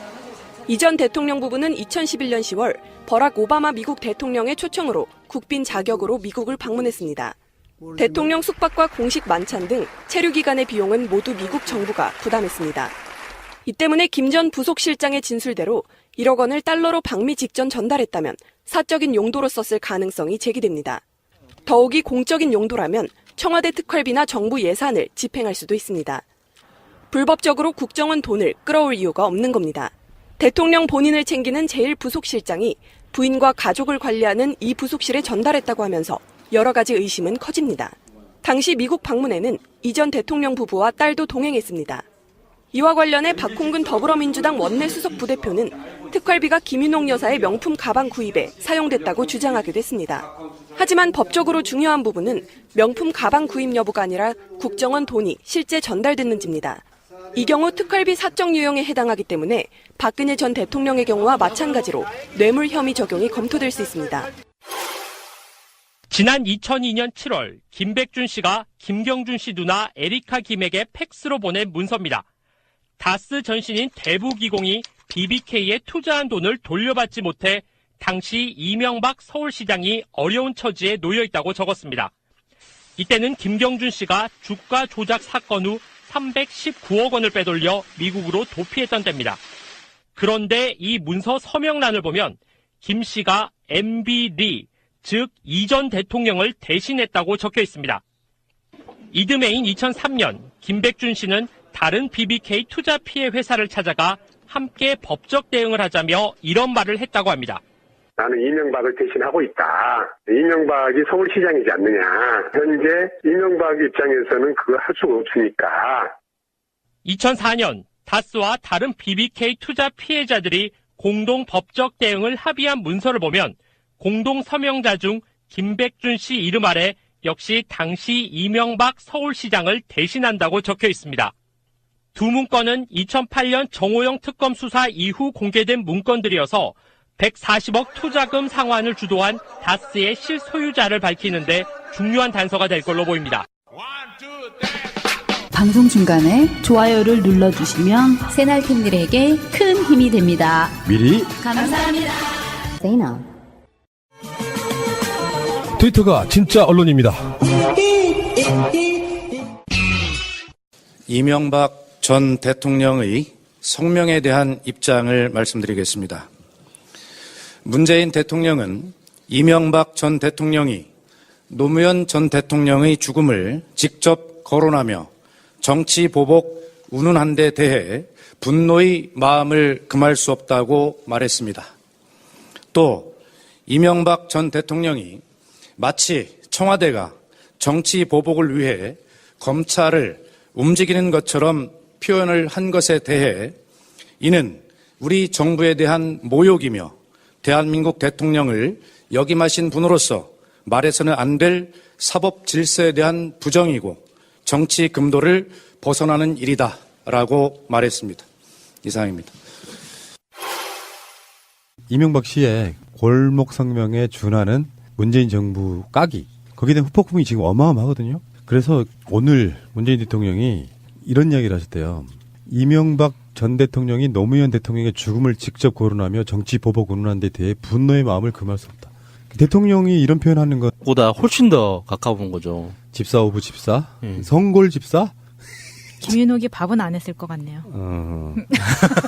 그러다가 그게 97년이었는데 2011년에 부산저축은행 불법 인출 사건이 터져요. 그래서 저축은행들이 연쇄 부실 사태가 일어났는데 2011년 일부 저축은행이 부실 금융기관으로 선정되면서 각종 비리가 이제 수면으로 올라오기 시작합니다. 그럴 때 그때 솔로몬 저축은행이라고 있었는데 이게 김희중 실장하고 지금 그게 연결이 돼가지고 결국에는 솔로몬 저축은행으로부터 경영진단 및 부분 검사와 관련해 금융감독 당국 관계자에게 부탁해서 솔로몬 저축은행에 대한 검사 기준을 완화해 주라고 그래서 영업 정지를 받지 않게 해달라고 그 청탁과 함께 김희중이 1억 8천만 원을 받습니다. 그런데 나는 여기서 이제 중요한 거야. 언론에 드러난 것은 다 여기까지잖아요. 그래서 김희중이 물러나요. 청와대 부속실장에서 물러난단 말이에요. 그래서 이 사람이 그 임석 회장이 청와대에 있는 김희중 말고도 이상득한테는 3억 원을 줬죠. 그래가지고 결국은 솔로몬 저축은행이 살아납니다. 그러니까 영업정지 유예를 받았는데 그 사이에 솔로몬 저축은행의 부채는 또 2천억 정도 늘어나고 로비를 해가지고 솔로몬 저축은행을 살린 거예요. 그게 이제 이상득한테만 돈이 간 게 아니라 김희중한테도 갔는데 그래서 결국에는 이 실세라고 불리우는 소문 실세겠지 밖으로 드러나진 않지만 이 사람이 이제 그 관련해서 돈을 받았다는 명목으로 구속이 되는 거예요. 그래서 1심이 2012년에 징역 1년 3개월 실형을 선고했단 말이에요. 근데 여기 이 부분에서 좀 되게 안타까운 게 항소를 안 하거든요. 이명박이 사면을 해줄 거라고 기대를 한 거예요. 근데 이게 너무 바보 같은 짓이고 너무 믿었던 거죠. 그때까지만. 그 받은 돈이 김희중이 덮어 쓰고 갔을 가능성이 높아요. 자기가 쓴 게 아니고 이명박이 썼든 김윤옥이 썼든 간에 김희중이 그걸 뒤집어 쓰고 가서 야 이런 거 있잖아. 좀만 들어가 있으면 내가 빼줄게. 근데 안 빼준 거야. 설마 네가 날 배신해? 이런 느낌이라고 보이거든요. 그러니까 일단 거기서부터 이제 배신감이 생기는데 2013년 초에 이명박이 이제 임기가 그해 2월 25일 날 끝나는 거잖아요. 정권 말기였죠. 그러니까 마지막에 사면 대상에 포함될까 하고 기다렸는데 안 해준 거잖아요. 그때부터 이제 토라지기 시작한 거지. 그러다 보니까 이 사람이 감옥에는 들어가 있고 부인은 아이들과 함께 극심한 생활고를 겪었지만 아무도 챙겨주는 사람이 없었어. 결국 출소를 1개월 앞두고 2013년 9월입니다. 부인이 목숨을 스스로 끊어버려요.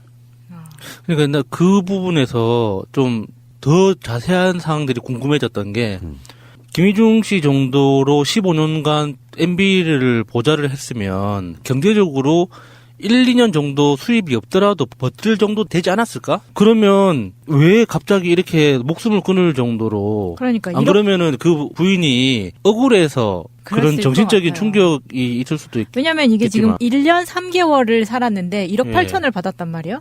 그러면 1년 3개월은 충분히 버틸 수 있어야 되는데 그 생활보고가 너무 극심했다고 하잖아요. 그렇다면은 이거는 김희중이 받았다는 게 아니라 당연히 위로 올라갔다는 이야기밖에 안 되는 거죠.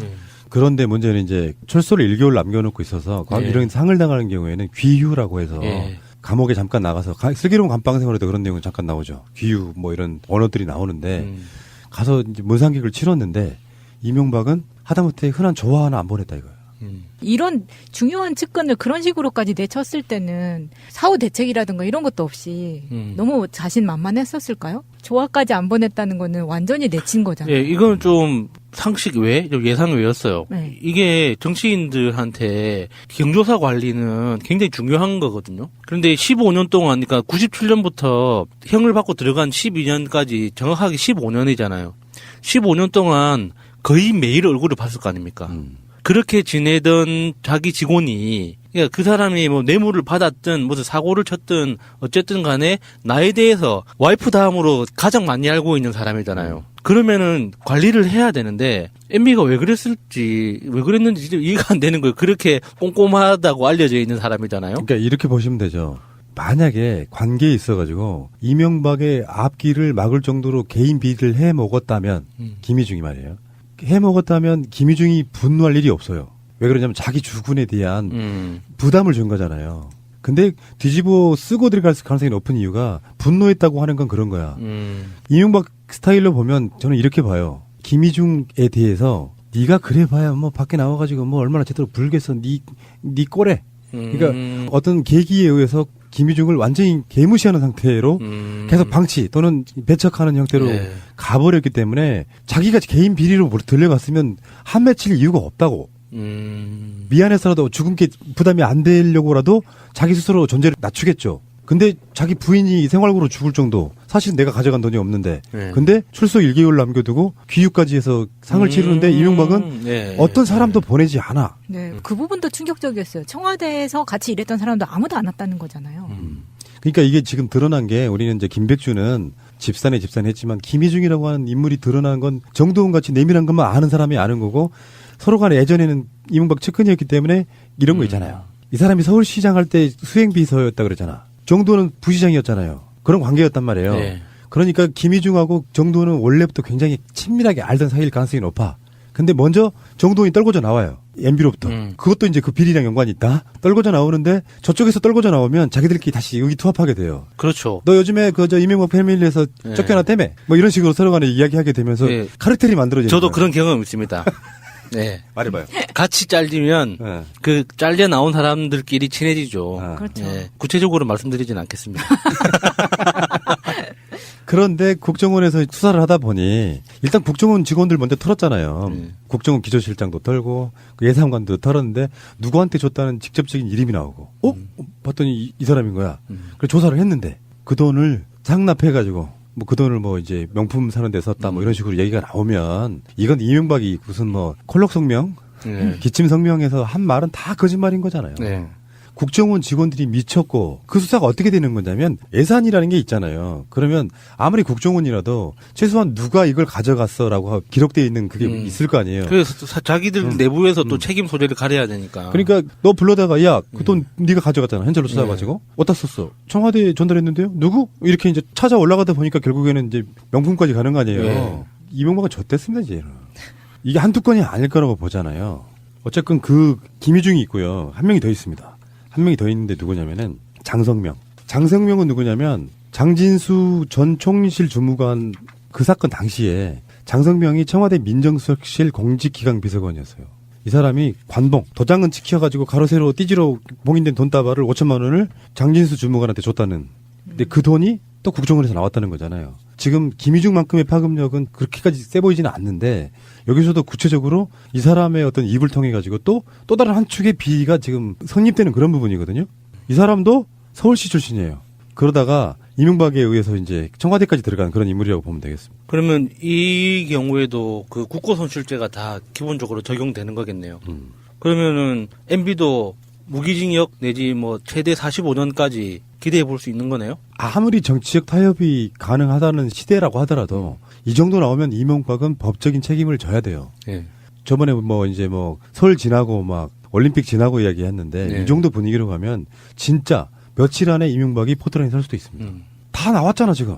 증거 증언들이 다 나왔잖아요. 심지어 이명박 부인의 김윤옥의 명품까지 나왔잖아요. 그러면 김윤옥도 구속할 수 있을까요? 가능하다고 봅니다.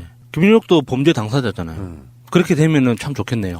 근데 일반적으로 이제 전 대통령하고 영부인을 같이 구속하는 일은 사실 우리나라 법에서 왜 그런 거 있잖아요. 아니, 같은 방에 넣는 것도 아니고 뭐 그 여자 감옥에 따로 있고 남성들끼리 분리 수감하잖아요. 그런 의미가 아니고 이런 경우 있잖아요. 같은 범죄를 했는데 아버지와 어머니가 같이 잡혀 들어가면 어린 자녀들 부양을 못해서 부인은 구속 안 하고 이런 거 있어요. 친절한 금다시 보면은 부부가 같이 이게 감옥 가요. 친절한 금다시 안 봤어요. 그 같이 사기 혐의로 들어가잖아요. 그 총 만들어주는 부부가. 그러니까 이시영도 돈 잘 버는데 감옥 뒷바라지 하면 되죠. 사실은 빵빵하게. 예.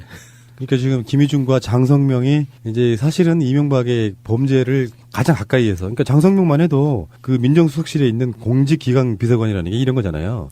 이명박이 서울시를 거쳐서 청와대로 들어갔기 때문에 측근 중에 측근인 사람을 데리고 갈 거 아니에요. 네. 그렇다 보니까 완전 실세였다잖아요. 그런 쪽이 은밀한 어떤 범죄들은 장성명이 실행했을 가능성이 높은데 이 사람이 이런 식의 어떤 증언들이 나오기 시작하면은 이명박은 못 버티겠다, 저는 이런 생각이 들거든요. 그리고 또 특별히 그 외로워 보이는 게 지지하는 사람이 아무도 나서지 없어. 않아요. 너무 없어. 이게 누구 하나라도 MB 이게 끝까지 힘내라. 이렇게 지지하는 사람이 아무도 없다는 게 초라해 보이는 거죠. 그날 그 성명 발표한 날 그 사무실에 있었던 소수의 사람들 있잖아요. 네. 김효재라던가 뭐 이런 사람들은 몇 명 나와 있었는데 정말 무슨 노인정 중에서도 왜 그 중에서도 나이 많은 사람들 그러면 60대 할아버지들을 막 막내 동생 부리듯이 한다는 그 모습이었어요. 네. 완전 딱. 그래서 지금 정치권이 발칵 뒤집힌 상태잖아요. 그래도 전직 대통령이고 정치적으로 목소리를 낼 수 있는 유일한 전직 대통령이잖아요. 네. 박근혜는 갇혀 있어, 노태우는 병석에 있어, 전두환은 어떤 말을 하면 욕을 먹기 때문에 나설 수가 없고 네. 그 상태에서 전직 대통령이라고 하는 자가 이런 식으로 개인 비리가 되면 저건 끊기 힘들어져요. 증언들이 다 나왔는데 뭐 국정원 특활비 이명박이 처음에 나는 프레임을 잘못 떴다고 봐요. 정치적인 관행인 부분이 있었다라고 하면 조금 더 이렇게